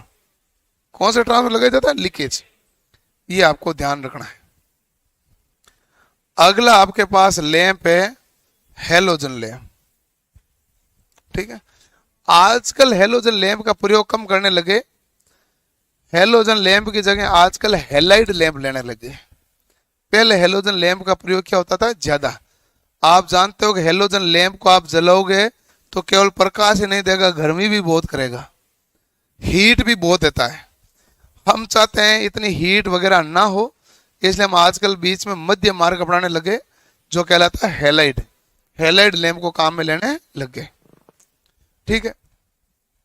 कांच या क्वार्ट्ज की नली होती है, दोनों छोर पर इलेक्ट्रोड होते हैं, और इन इलेक्ट्रोडों के बीच टंगस्टन का वायर होता है, और बीच में ये बिंदु दिख रहे हैं वो हमारे पास क्या होते हैं, सपोर्टर होते हैं। कांच होता है जो बहुत मजबूत होता है, उच्च ताप पर भी ये उसमें उपचारित रहता है, इसलिए इसका कांच का प्रयोग किया जाता है। और दोनों तरफ ये जो होता है ना, ये किसके बने होते हैं, पोर्सलिन के, क्योंकि पोर्सलिन के अंदर ताकत होती है उष्मा को सहन करने की, इसलिए आप हीट कनेक्टर किसके बनाओगे, पोर्सलिन के। हीटर के अंदर सॉकेट और पिन किसकी बनाओगे, पोर्सलिन की बनानी चाहिए। बेकलाइट तो जल जाता ना, तो पोर्सलिन बनाया जाता है, क्योंकि ये उष्मा को सहन करने की क्षमता रखता है। उपयोग कहां लेते हैं, फ्लड लैंप में, क्रिकेट स्टेडियम में, और ज्यादा रोशनी वाले स्थान पर काम लेते हैं। 25 से 30 ल्यूमेन प्रति वाट होती है इसकी दक्षता, क्षमता 300 वाट, 500 वाट, 1000 वाट तक। हेलोजन गैसों के आयनीकरण के कारण प्रकाश देगा, और फ्लोरीन वेर आयोडीन गैस का क्या होगा इसमें मिश्रण। हम आपने काफी टाइम से देखा होगा, आज से यदि 5 साल पहले देखोगे तो 5-7 साल पहले हेलोजन लैंप का काफी प्रयोग करते थे, 10 साल पहले। आजकल हेलोजन लैंप का प्रयोग नहीं हो गया, क्योंकि आजकल क्रिकेट स्टेडियम में भी हेलोजन की जगह क्या लिया, हेलाइड। क्योंकि हेलोजन उष्मा देता है, तो हमने पहले सोडियम लिया, काम है सोडियम में क्या सही ढंग से प्रकाश नहीं आता है, कलर रेंडरिंग इंडेक्स सही नहीं है, उसका रंग सही नहीं दिखे, तो उसमें हम कौन सा काम लेने लगे आजकल, हेलाइड।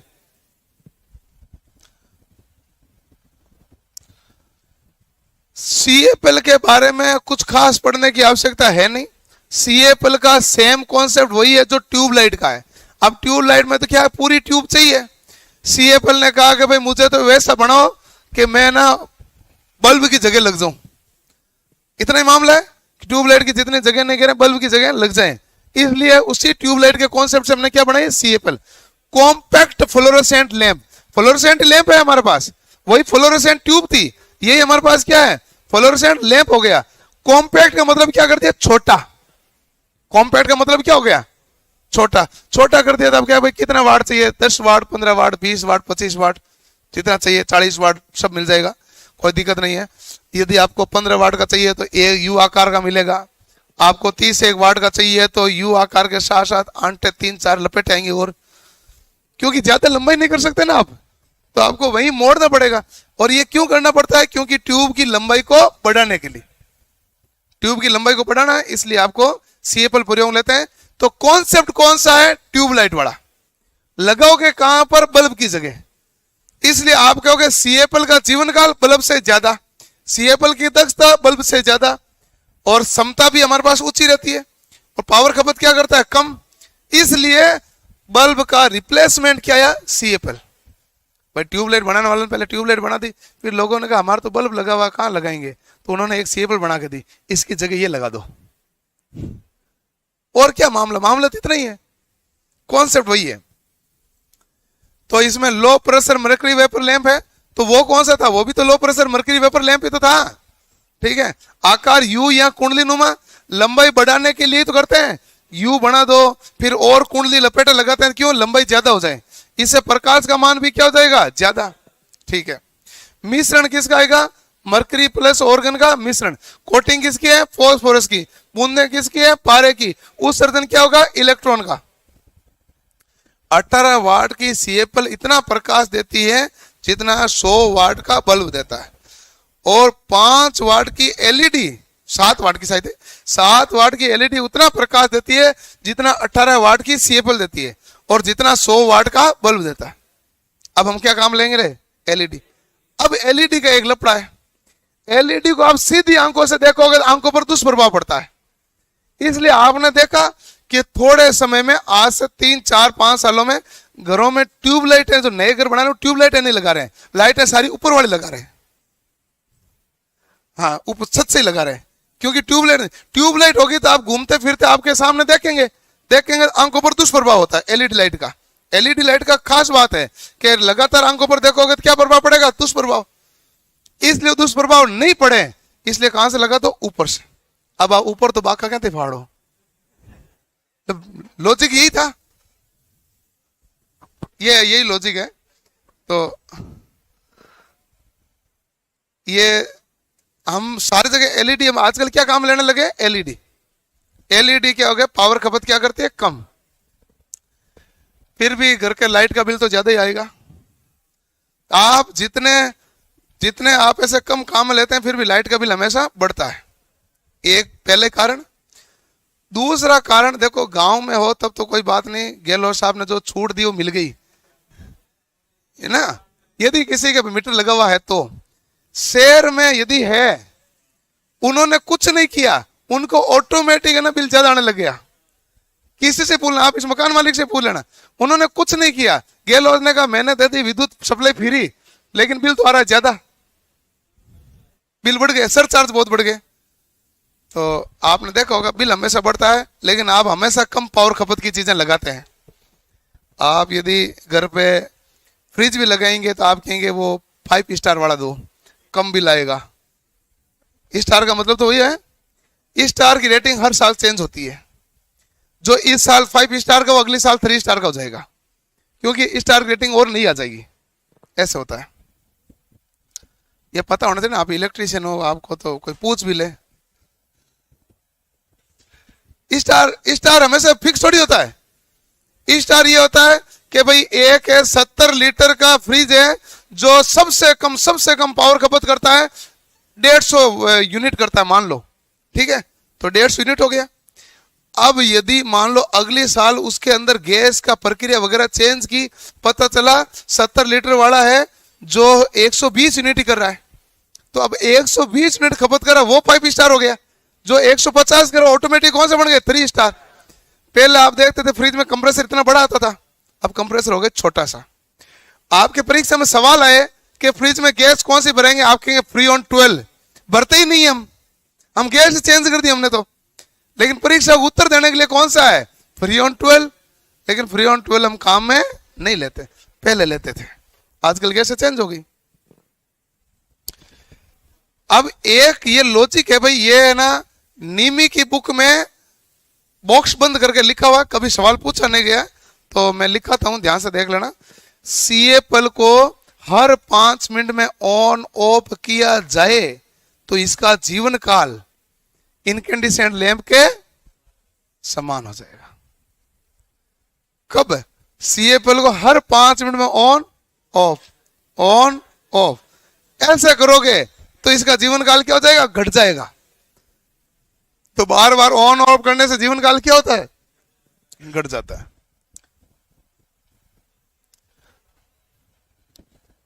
अब देखो, आवाज नहीं भाई, क्या हुआ? नहीं, ये मैंने कहा नहीं, सवाल पूछा हुआ नहीं है, लेकिन उन्होंने बॉक्स में डाल के लिखा है, तो जो बॉक्स में डाल के लिखा हो तो सवाल पूछे जाने के चांसेस होते हैं भाई। और क्या है, देखो कि पता तो चलता नहीं है कि कौन सा सवाल पूछने में नंबर आपका आएगा। टंगस्टन फिलामेंट जो ठंडे की तुलना में गर्म होता है वो 12 गुना होता है।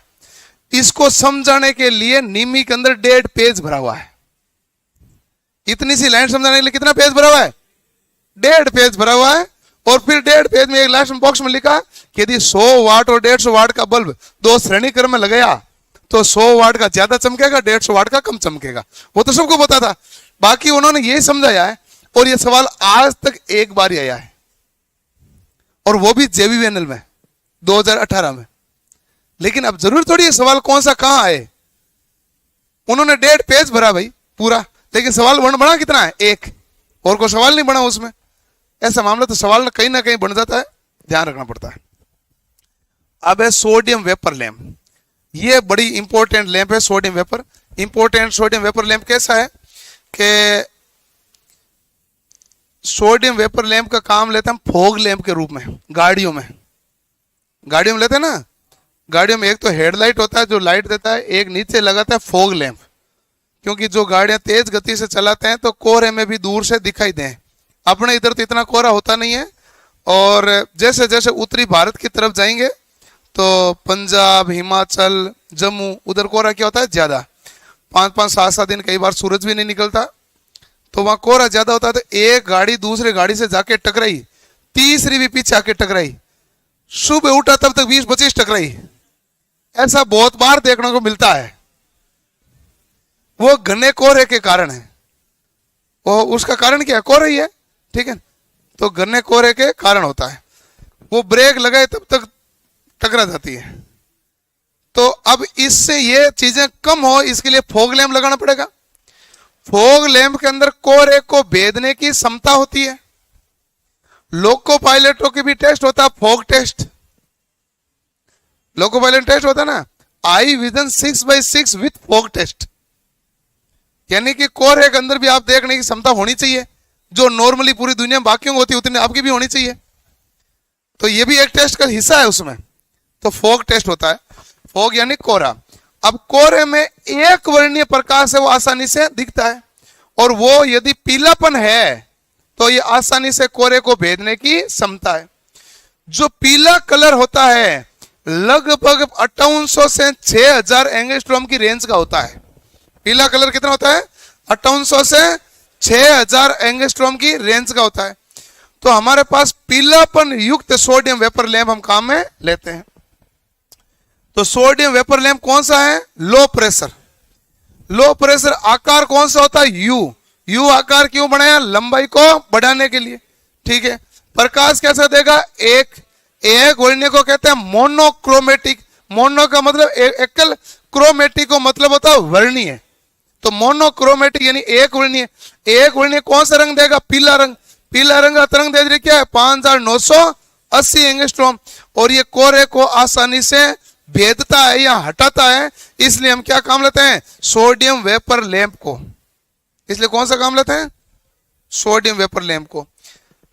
और रोड पर भी कौन सा लगाते हैं? सोडियम लाइट लगाते हैं ना, सोडियम वेपर लैंप लगाते हैं कि कोहरा हो तो भी आराम से भेद सके। फॉग लैंप में उपयोग रोड लाइट में भी इसको काम में लेते हैं। देखो गाड़ियों में जो लाइट लगाते हैं तो लेंस लेते हैं, सो दर्पण लेते हैं, वो लेते हैं कौन सा? उत्तल का उत्तल, अवतल। और रोड पर लगाते हैं वो कौन सा होता है? उत्तल। तो ये परावर्तक का फर्क है। बाकी सोडियम वेपर लैंप तो दोनों में काम में ले सकते हैं। इसमें इस टाइप ऑफ ट्रांसफॉर्मर होता है जिसका वोल्टेज क्या होगा? ज्यादा, और शक्ति गुणा का मान बढ़ाने के लिए 0.2 माइक्रोफेरेड का कैपेसिटर जोड़ा जाता है। पूरा प्रकाश देने में कितना मिनट लगेगा? 10 से 15 मिनट, धीरे धीरे चलेगा। और हाई प्रेशर है वो 5 से 10 मिनट लगेगा। ये लो प्रेशर है तो 10 से 15 मिनट, क्योंकि लो प्रेशर का मतलब है दबाव, दाब कम है। दाब कम है तो टाइम क्या लगेगा? ज्यादा। और हाई प्रेशर का मतलब दाब क्या है? ज्यादा, तो हमारे पास समय क्या लगेगा? कम, ठीक है। ये सवाल पूछा हुआ कि नहीं है? पूर्ण प्रकाश उत्पन्न करने में कितना टाइम लगता है? अब पूर्ण प्रकाश कैसा देगा? एक वर्णीय। एक वर्णीय कौन सा है? पीला। पीला ही होगा ना। पीला ही क्यों काम में लिया? कोहरे को भेदने की क्षमता होती, ठीक है। इसका जीवन काल कितना होता है? 14,000 से 18,000 कार्यकारी घंटे। क्षमता 35 से 180 वाट। प्रचालन वोल्टेज 150 से 180 के बीच होता है, सामान्यतः 165 काम में लेते हैं। दक्षता 110 ल्यूमेन प्रति वाट। ये आंकड़े तो याद ही रखने पड़ेंगे। आंकड़े का क्या इलाज है? इसका तो कोई इलाज है नहीं। आपको एक याद रह जाएगा, एक वर्णीय प्रकाश है, कौन सा रंग है? पीलापन युक्त। टाइम कितना लगता है? 10 से 15 मिनट। बाकी तो याद रखना पड़ेगा। जीवन काल 14,000 से 18,000 कार्यकारी घंटे हैं। क्षमता 35 से 180 वाट। प्रचालन वोल्टेज क्या है? 150 से 180, सामान्यतः 165 वोल्ट काम में लेते हैं, ठीक है। अगला है high pressure sodium vapour lamp.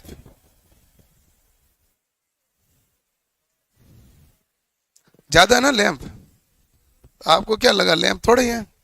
मैंने कहा कॉन्सेप्ट कर ले, आज जो भी पढ़ोगे समझ में तुरंत आ जाएगा। आंकड़ा याद करने में जोर आता है, समझ आने में आज वाले में जोर आया नहीं किसी में।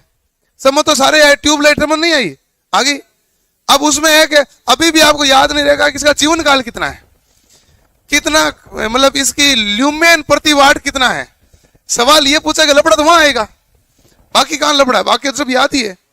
ठीक है, और उसमें दिक्कत थोड़ी आ रही कोई, आंकड़े तो याद रखने पड़ेंगे। वो तो मैं कल से भी कह रहा हूं। उच्च दाब का है मामला, ध्यान से देखो। उच्च दाब पर कार्य उपयोगी है। इसका रंग कैसा होता है, लाल गुलाबी। रंग कैसा है, लाल गुलाबी। लाल गुलाबी कब रंग होता है, स्टार्टिंग, और थोड़े समय बाद यह रंग कैसा होगा, पीलापन युक्त। पीलापन युक्त की जगह नाम आएगा गोल्डन व्हाइट। पीला और गोल्ड एक ही होता है कलर, तो एक जगह सवाल में लिखा आया था गोल्डन व्हाइट, तो पीलापन युक्त ही हुआ वो। पीलापन युक्त हो या गोल्डन व्हाइट के हो, ये कैसा प्रकाश देगा, पूर्ण प्रकाश होने पर। शुरुआत में कैसा होगा इसका रंग, लाल गुलाबी। ये भी कई बार पूछा हुआ है। जबकि लो प्रेशर का क्या होता है, पीलापन, और इसका कैसा है, लाल गुलाबी। पूर्ण प्रकाश होने में इसमें कितना टाइम लगा, 5 से 10, उसमें कितना लगा, 10 से 15 मिनट। इसके कार्यकारी घंटे ज्यादा है, 24,000, उसका कितना था, 14,000 से 18,000। ठीक है, इसका 150 ल्यूमेन प्रति वाट, उसका था 110। ठीक है, ट्रेन सुरंगों में काम लेते हैं, हाईवे वे ऐतिहासिक बिल्डिंगों में काम में इसको लिया जाता है।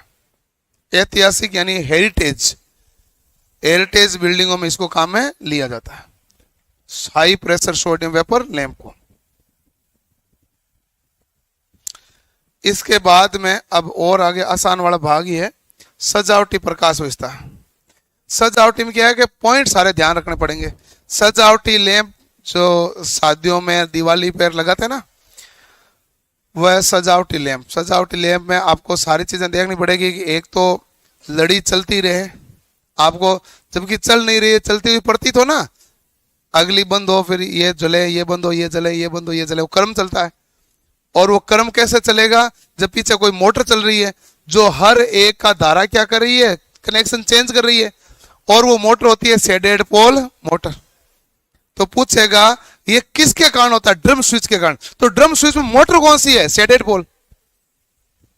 आप कहते हैं लाइट चलती हुई प्रतीत होती है, किसके कारण हो रही है, ड्रम स्विच के कारण। ड्रम स्विच के अंदर मोटर कौन सी है, शेडेड पोल। सजावटी प्रकाश व्यवस्था में बल्ब कौन से क्रम में लगाए जाते हैं, श्रेणी क्रम में, क्योंकि बल्ब का वोल्टेज कितना होता है, 6 वोल्ट, 4 वोल्ट या 3 वोल्ट, इतनी वोल्ट के होते हैं ना। अब मेरे पास सप्लाई है 240 वोल्ट की, वोल्टेज कितना है 6 एक बल्ब का, तो बताओ श्रेणी में कितना लगाऊंगा, 240/6, 40 बल्ब एक श्रेणी में लगाऊंगा। इसके बाद अगली श्रेणी आएगी, उसमें भी क्या लगेंगे, 40। इसके बाद अगली श्रेणी आएगी, उसमें भी क्या लगेंगे, 40। तो इसीलिए आप देखो कि शुरू से लेकर लास्ट तक वो चलती हुई नहीं दिखती है, बाद में बीच बीच में एंड कटे हुए होते हैं, क्योंकि जितने भाई वोल्टेज है उसी हिसाब से तो मामला बैठेगा कि श्रेणी क्रम में कितने लगोगे। सजावटी लैंपों को, निम्न वोल्टेज के लैंपों को श्रेणी क्रम में संयोजित करते हैं। लैंप जलते बुझते लैंपों की लड़ी में निम्न वोल्टेज के छोटे बल्बों का प्रयोग किया जाता है। जलते बुझते बनाने के लिए मोटर में कौन सा स्विच लगाते हैं, ड्रम स्विच। ड्रम स्विच में मोटर कौन सी होती है, शेडर। यदि सजावटी लैंप की लड़ी में सामान्य वोल्टेज के बल्बों का प्रयोग किया जाता है तो कौन सा क्रम में लगाओगे, आप कहें मैं तो 230 वोल्ट का लगाऊंगा, तो कितना लगाओगे, 1 लगाओगे, फिर अगला दूसरा समांतर में लगाओगे। यदि आप 5 वोल्ट का लगाओगे तो या आप 6 वोल्ट का लगाओगे तो 240 में कितना लग जाएंगे, 40। ये मामला। लैंपों में रिफ्लेक्टर का प्रयोग प्रकाश को निश्चित दिशा में भेजने के लिए करते हैं। लैंप होता है, रिफ्लेक्टर क्यों लगाते हैं, प्रकाश एक फिक्स डायरेक्शन में जाए, रिफ्लेक्टर इसीलिए लगाते हैं। सामान्यतः पढ़ने के लिए 60 से 100 ल्यूमेन। अगर लैंप सफेद पड़ जाता है तो उसकी गैस निकल चुकी है, और काला पड़ जाता है तो तंतु जल चुका। सफेद पड़ जाता है तो क्या होता है, गैस निकल गई, और काला पड़ जाता है तो तंतु। कार्य स्थान पर कितना होता है, 150 ल्यूमेन प्रति वाट। बारीक या कठिन कार्य के लिए कितना होता है, 1500 ल्यूमेन। सजावटी लाइट में मास्टर बल्ब या फ्लैशर बल्ब होता है जो शुरुआत में लगाया जाता है। हम देखेंगे फ्लैशर बल्ब का। फ्लैशर बल्ब सबसे प्रारंभ में स्टार्टिंग में एक बल्ब लगाया जाता है तो क्या कहलाता है? Flasher bulb. वो क्या कहता है? वो ये कहता है कि यदि वोल्टेज ज्यादा आ गया तो हम खराब होंगे, हम जलेंगे, तुम्हें कोई फर्क नहीं पड़ने देंगे, कनेक्शन काट देंगे। फ्लैशर बल्ब का कार्य तो यही होता है। फ्लैशर बल्ब है तो उनकी सिक्योरिटी है, बाकी जो 40 लगे हुए ना उनकी सेफ्टी के लिए क्या लगा दिया गया है? Flasher bulb. फ्लैशर बल्ब यदि वोल्टेज ज्यादा हो गया तो सबसे पहले कौन जलेगा? फ्लैशर बल्ब जलते परिपथ क्या हो जाएगा? ओपन। बाकी वाला सही रहेगा कि नहीं रहेगा? सही रहेगा। इसलिए क्या लगाते हैं? मास्टर बल्ब कह दो या फ्लैशर बल्ब कह दो, शुरुआत वाला है। मास्टर बल्ब के स्थान पर स्टार्टर भी लगा सकते हैं जो लैंपों को ऑन ऑफ करता है और सीरीज में जोड़ता है। ठीक है। सजावटी लाइट के सभी लैंप सीरीज में लगते हैं। यदि इनमें एक लैंप खराब होता है तो सभी लैंप क्या हो जाते हैं? बंद। सजावटी लैंप में से कोई भी लैंप खराब नहीं होना चाहिए। यदि एक लैंप भी खराब हो जाता है सभी क्या होते हैं? बंद, क्योंकि श्रेणी क्रम में लगाते हैं। ये तो आपने भी पहली लाइन ये देखी है कि यदि मैं 4-4 वोल्ट का लगाऊंगा और 240 वोल्ट है, एक है 4 वोल्ट का, तो 240 में 4 भाग दोगे तो कितना आएगा? 60। तो 60 बल्ब को मैंने श्रेणी क्रम में लगाया। यही तो लॉजिक होता है। और सभी लैंप खराब होता है, यदि एक लैंप खराब होता है तो इससे बचने के लिए हम क्या लगाते हैं? फ्लैशर बल्ब लगाते हैं। लेकिन हम थर्मिस्टर प्रत्येक लैंप के समांतर में भी जोड़ देते हैं। थर्मिस्टर क्या होता है? उच्च ताप पर परिपथ को क्या कर देगा? खुला। उस ताप पर परिपथ को क्या कर देगा? ओपन कर देगा। तो थर्मिस्टर जोड़ देते हैं। कोई लैंप फ्यूज हो जाए थर्मिस्टर अन्य लैंप के क्या आ जाएगा? सीरीज में। तो वो कहेगा परिपथ बना देगा नया, इसलिए पूरी लड़ी खराब नहीं करेगा। एक है एलईडी। एलईडी तो वैसे हम डायोड में पढ़ते हैं, लेकिन यहां पर एलईडी के बारे में विशेष रूप से ऐसा पढ़ना पड़ेगा कि आप सजावटी लाइट के रूप में भी काम लेते हैं। वैसे एलईडी क्या होता है? एक ही एलईडी लगी हुई है आपके सामने। आप जब चार्ज चढ़ा रहे थे तो आपने देखा कि ये ना लाल लाइट आई, चार्ज पूरा हो गया तो वही हरी लाइट हो गई। वही एलईडी रंग चेंज कर दिया कि नहीं कर दिया? एक ही एलईडी जब खुद रंग चेंज कर देती है उसको हमें पढ़ना है, क्योंकि मल्टीपल कार्य हो जाता है। जब आपने चार्ज लगाया तो कौन सा रंग आ रहा था? लाल। चार्ज पूरा हुआ, रंग कौन सा आ गया? हरा। एलईडी कितने लगी है? एक ही। यदि ऐसा कार्य है तो इस एलईडी के बारे में देखना पड़ेगा वोल्टेज का क्या प्रभाव रहता है। एलईडी हमारे पास होती क्या है? एलईडी हमारे पास होती है लाइट एमिटिंग डायोड, यानी प्रकाश उत्सर्जक डायोड है। इसमें प्रकाश क्या होता है? उत्सर्जित होता है। फॉरवर्ड वाइस में काम करता है डायोड।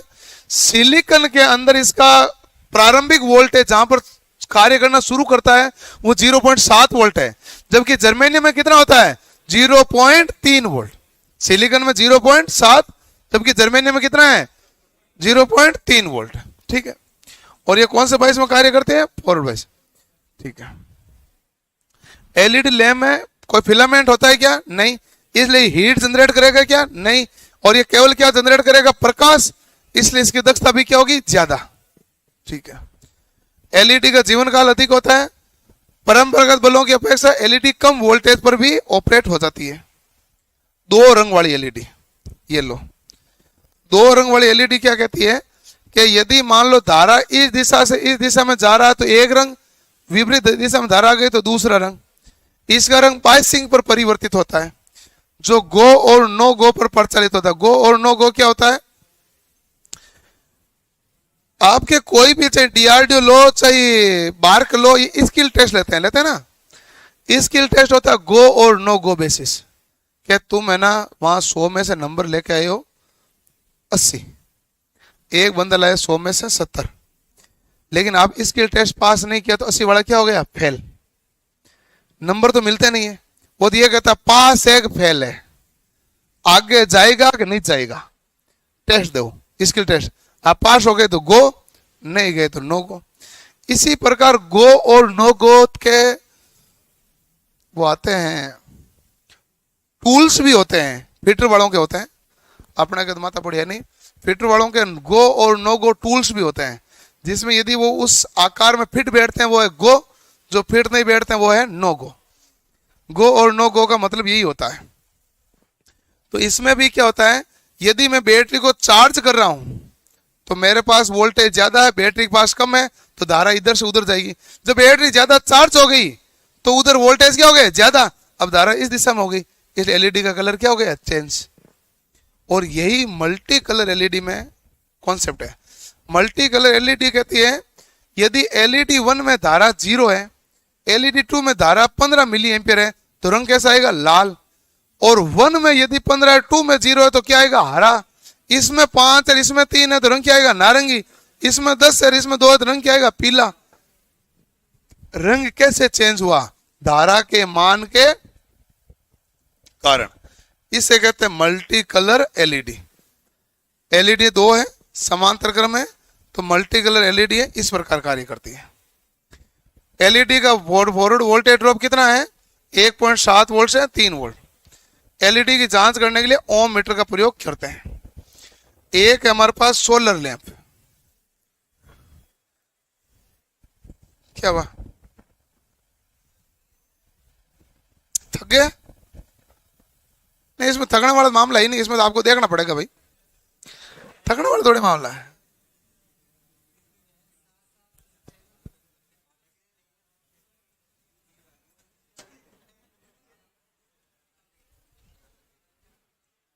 नहीं नहीं, चलो ध्यान से देखो, आपके सवाल परीक्षा के सारे हो जाएंगे, ऐसे कोई दिक्कत है नहीं।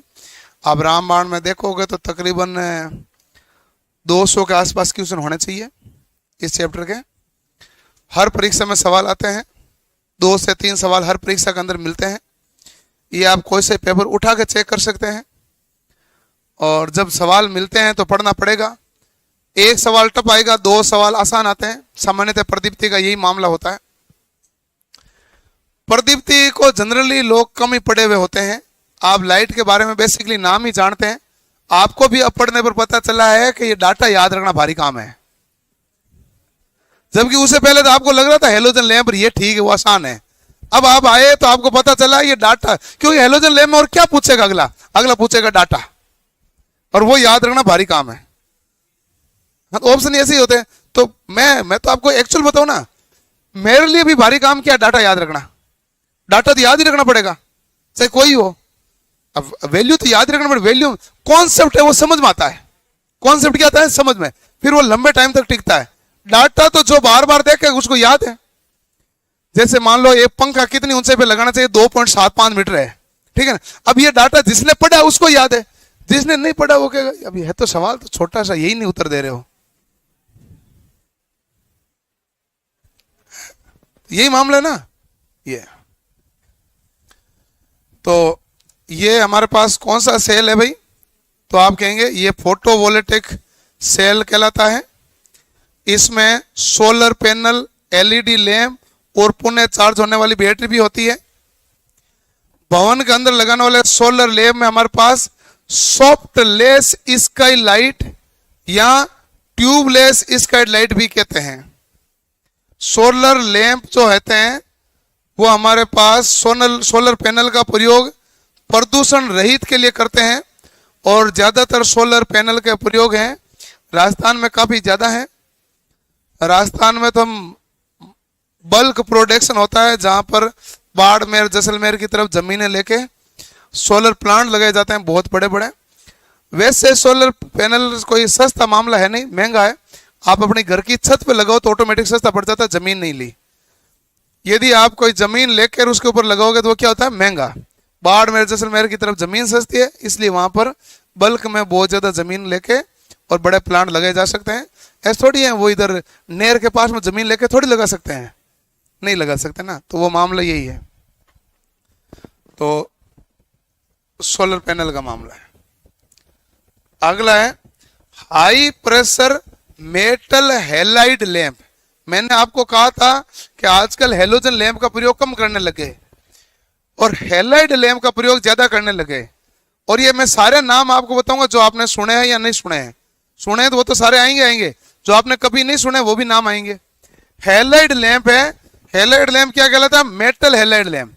मेटल हैलाइड लैंप को आप और किस नाम से जानेंगे भाई, तो आप कहेंगे मेटल हैलाइड लैंप को आप कहेंगे MH lamp. Metal halide lamp क्या कहलाएगा, एमएच लैंप। MH क्या होता है भाई? Metal halide. अब देखो मैंने क्या बताया, ये कहाँ काम लेंगे? स्टेडियम में, पार्किंग स्टेडियम में, शहरी क्षेत्रों की लाइटिंग में। यहाँ कौन सा काम लेते हैं? हैलाइड। पहले कौन सा काम लेते थे? हेलोजन। तो अब सवाल आ जाए, हेलोजन की जगह कौन सा काम लिया जाता है? हैलाइड। इस लैंप के द्वारा उच्च क्वालिटी का सफेद प्रकाश अच्छी दक्षता के साथ प्रदान किया जाता है। जब लैंप ऑन किया जाता है तब स्टार्टिंग इलेक्ट्रोड से होकर प्रवाहित होती है धारा और करंट आयनीकरण प्रक्रिया के दौरान मेन इलेक्ट्रोड में पहुंच जाती है। और इसका भी, हैलाइड लैंप का भी कलर रेंडरिंग इंडेक्स क्या होता है? अच्छा होता है। कितना होता है? 65 से 90।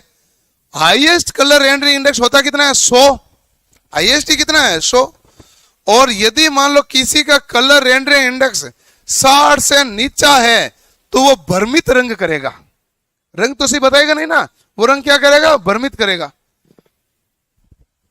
और ये छोटा आकार है, बहुविज्ञता, उच्च दक्षता होती है, जीवन काल सबसे ज्यादा है, सकारात्मक पर्यावरण प्रभाव है, विभिन्न रंगों में तैयार किया जा सकता है और उन्नत तकनीकी है, इसलिए इसको काम लेते हैं।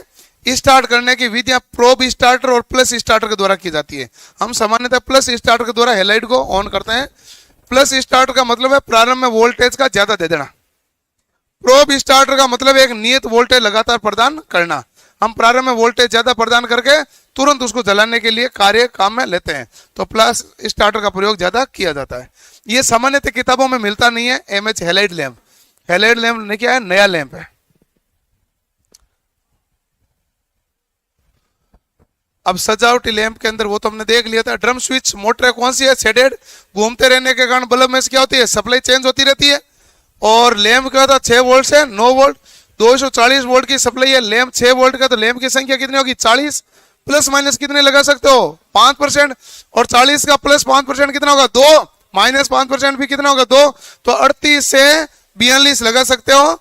आपके पास जो लैंप की संख्या लगेगी सप्लाई वोल्टेज में लैंप के वोल्टेज का भाग दोगे, जो संख्या आएगी वो क्या कहलाएगी? लैंप की संख्या। प्लस माइनस कितनी हो सकती है? 5%। प्लेसर बल्ब कौन सा होता है? कम वोल्टता वाले लैंपों की पंक्ति में एक फिलामेंट प्रकार का छोटा लैंप अन्य लैंपों के साथ श्रेणी में जोड़ा जाता है। यह कोई प्रकाश प्रदान नहीं करता है, लेकिन इसमें द्विधात्विक पत्तियां होती है जो स्विच के रूप में कार्य करती है। प्लेसर लैंप की रेटिंग आगे लगे सजावटी लैंपों की रेटिंग से क्या होती है? कम। इसलिए जब यदि मान लो किसी को जलना है, शॉर्ट होना है, तो सबसे पहले कौन होगा? प्लेसर। वो कहेगा तुम क्यों टेंशन लो, तुम्हारा तो वोल्टेज 6 है, मेरा तो 4 है, पहले खतरा आएगा तो मेरे ऊपर आएगा। प्लेसर लैंप का यही कार्य होता है। अधिक ऊर्जा बचाने के लिए एलईडी, सीएपएल और हेलोजन इनकेंडिसेंट बल्ब का प्रयोग किया जाता है। विशेष घरों में विद्युत का खर्चा कितना % होता है? 30 से 33%। एक बटा कई जगह लिखा आता है 1/3। कितना होता है? 1/3। और ये हमने कल भी बात की थी कि घर में जो विद्युत का बिल है, टोटल बिल में विद्युत का खर्च कितना है? 30 से 33% है। बाहर से लाइट बल्ब खरीदते समय बल्ब में क्या मिलता है? वोल्टेज और ल्यूमेन फ्लक्स। इसे घर के लिए किसी दक्षता का बल्ब होना चाहिए, ये आप तय कर सकते हैं। ये भी मैंने कल बताया था। बल्ब आता तो उसके ऊपर लिखा नहीं आता वोल्टेज कितना होता है, वाट कितना, ल्यूमेन कितना है। ल्यूमेन जरूर लिखा आता है, क्योंकि जो मैन्युफैक्चरर बनाएगा वो तो ल्यूमेन लिख के देगा, लक्स थोड़ी लिख के देगा कि भाई ये तो बताएगा कितना प्रकाश निकलेगा, ये थोड़ी कहेगा कितना तल पर आएगा। वो कहेगा तल पर मैं कैसे बता सकता हूं, आपने कहां लगाया है, वो तो आप देखो ये कितना प्रकाश देगा ये बता सकता हूं। हेलोजन लैंप में आयोडीन मिलाने से बल्ब काला नहीं पड़ेगा, में प्रकाश और रंग का तापमान भी क्या रहेगा? स्थिर। एक में और बताना भूल गया, भूल तो क्या गया, जैसे जैसे ताप परिवर्तन होता है प्रकाश का रंग भी बदलता है। कभी सवाल आए तो देख लेना। जैसे जैसे ताप परिवर्तन होता है प्रकाश का रंग भी क्या होता है? बदलता है। ताप परिवर्तन होने पर प्रकाश का रंग भी बदलता है। अब ये लास्ट में high pressure mercury vapour lamp है। पूछते कोई है नहीं, बट पढ़ना पड़ता है मजबूरी में। हाँ, पूछते नहीं है, ये खारे हैं, अच्छे नहीं है, डंके नहीं है, क्योंकि कहीं काम में जनरल कम लेते हैं ना, इसलिए। एक MA टाइप, एक MAT टाइप, एक MB टाइप। MA टाइप होता है आंतरिक विसर्जन ट्यूब कठोर बोरोसिलिकेट शीशे की बनी होती है। मुख्य और सहायक इलेक्ट्रोड होते हैं। उसके ऊपर लैंप पर क्या होता है, कैसा होता है, स्क्रू। ऑन होने में कितने मिनट लगेंगे, 5। ऑफ करके पुनः ऑन करने में कितने मिनट लगेंगे, 7। याद रखना है, ऑन करने में कितने मिनट लगेंगे, 5। ऑफ करके पुनः ऑन करने में कितने मिनट लगेंगे, 7। और दक्षता कितनी है, 45 ल्यूमेन प्रति वाट। इसमें बाहरी आवरण खाली नहीं होकर कौन सा फिलामेंट है, टंगस्टन का। और ऑन करने पर उदित लैंप कितने प्रकाश देगा, लाल प्लस पीला प्रकाश का मिश्रण होगा जो आंखों के अनुकूल है। एक है एमबी टाइप, इसका वायुमंडलीय दाब होता है 5 से 10 बार। इसमें भी ऊपर टोपी होती है, वो बोयोनेट होती है स्क्रू वाली। एक आपके सवाल आता है स्ट्रोबोस्कोपिक प्रभाव। स्ट्रोबोस्कोपिक प्रभाव क्या होता है, ये सिंपल है। जैसे मान लो आप पंखे को देखो ध्यान से, तो आपको लगेगा ताड़ी थोड़ी सी जो ब्लेड है वो आगे चलती हुई दिख रही है। कई बार इसकी स्पीड आप चेंज करते हो तो आपको लगता है ब्लेड आपको वहीं दिख रही है।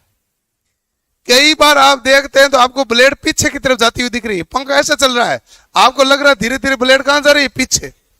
इस प्रभाव को क्या बोलते हैं, स्ट्रोबोस्कोपिक प्रभाव। अलग से कोई प्रभाव नहीं। गाड़ी चलती है ना, साइकिल, साइकिल में जो ये स्पाइक्स यानी कि ताड़ियां लगी होती है, तो उसमें क्या होता है कि आप ध्यान से देखते हो तो कई बार ये ना पीछे चलती हुई दिखती है, ठीक है ना, ये जबकि पीछे तो चल नहीं रही है।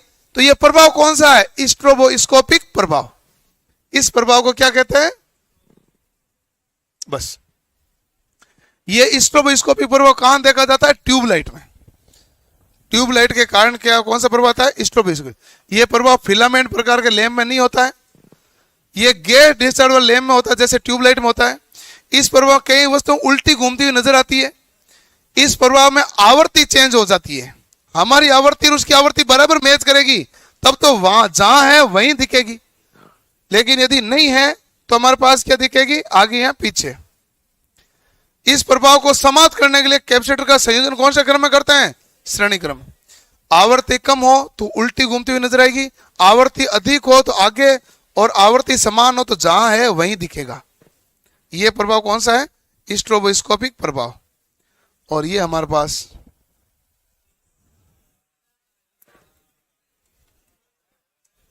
सारे लैंप हो गए।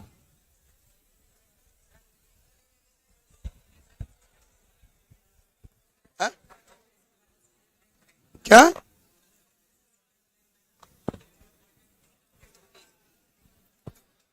लो प्रेशर में, low pressure sodium vapour lamp होता है, फॉग के लिए काम लेते हैं तो वहां वोल्टेज ज्यादा होती नहीं है। मैंने तो आपको एग्जांपल दिया ना,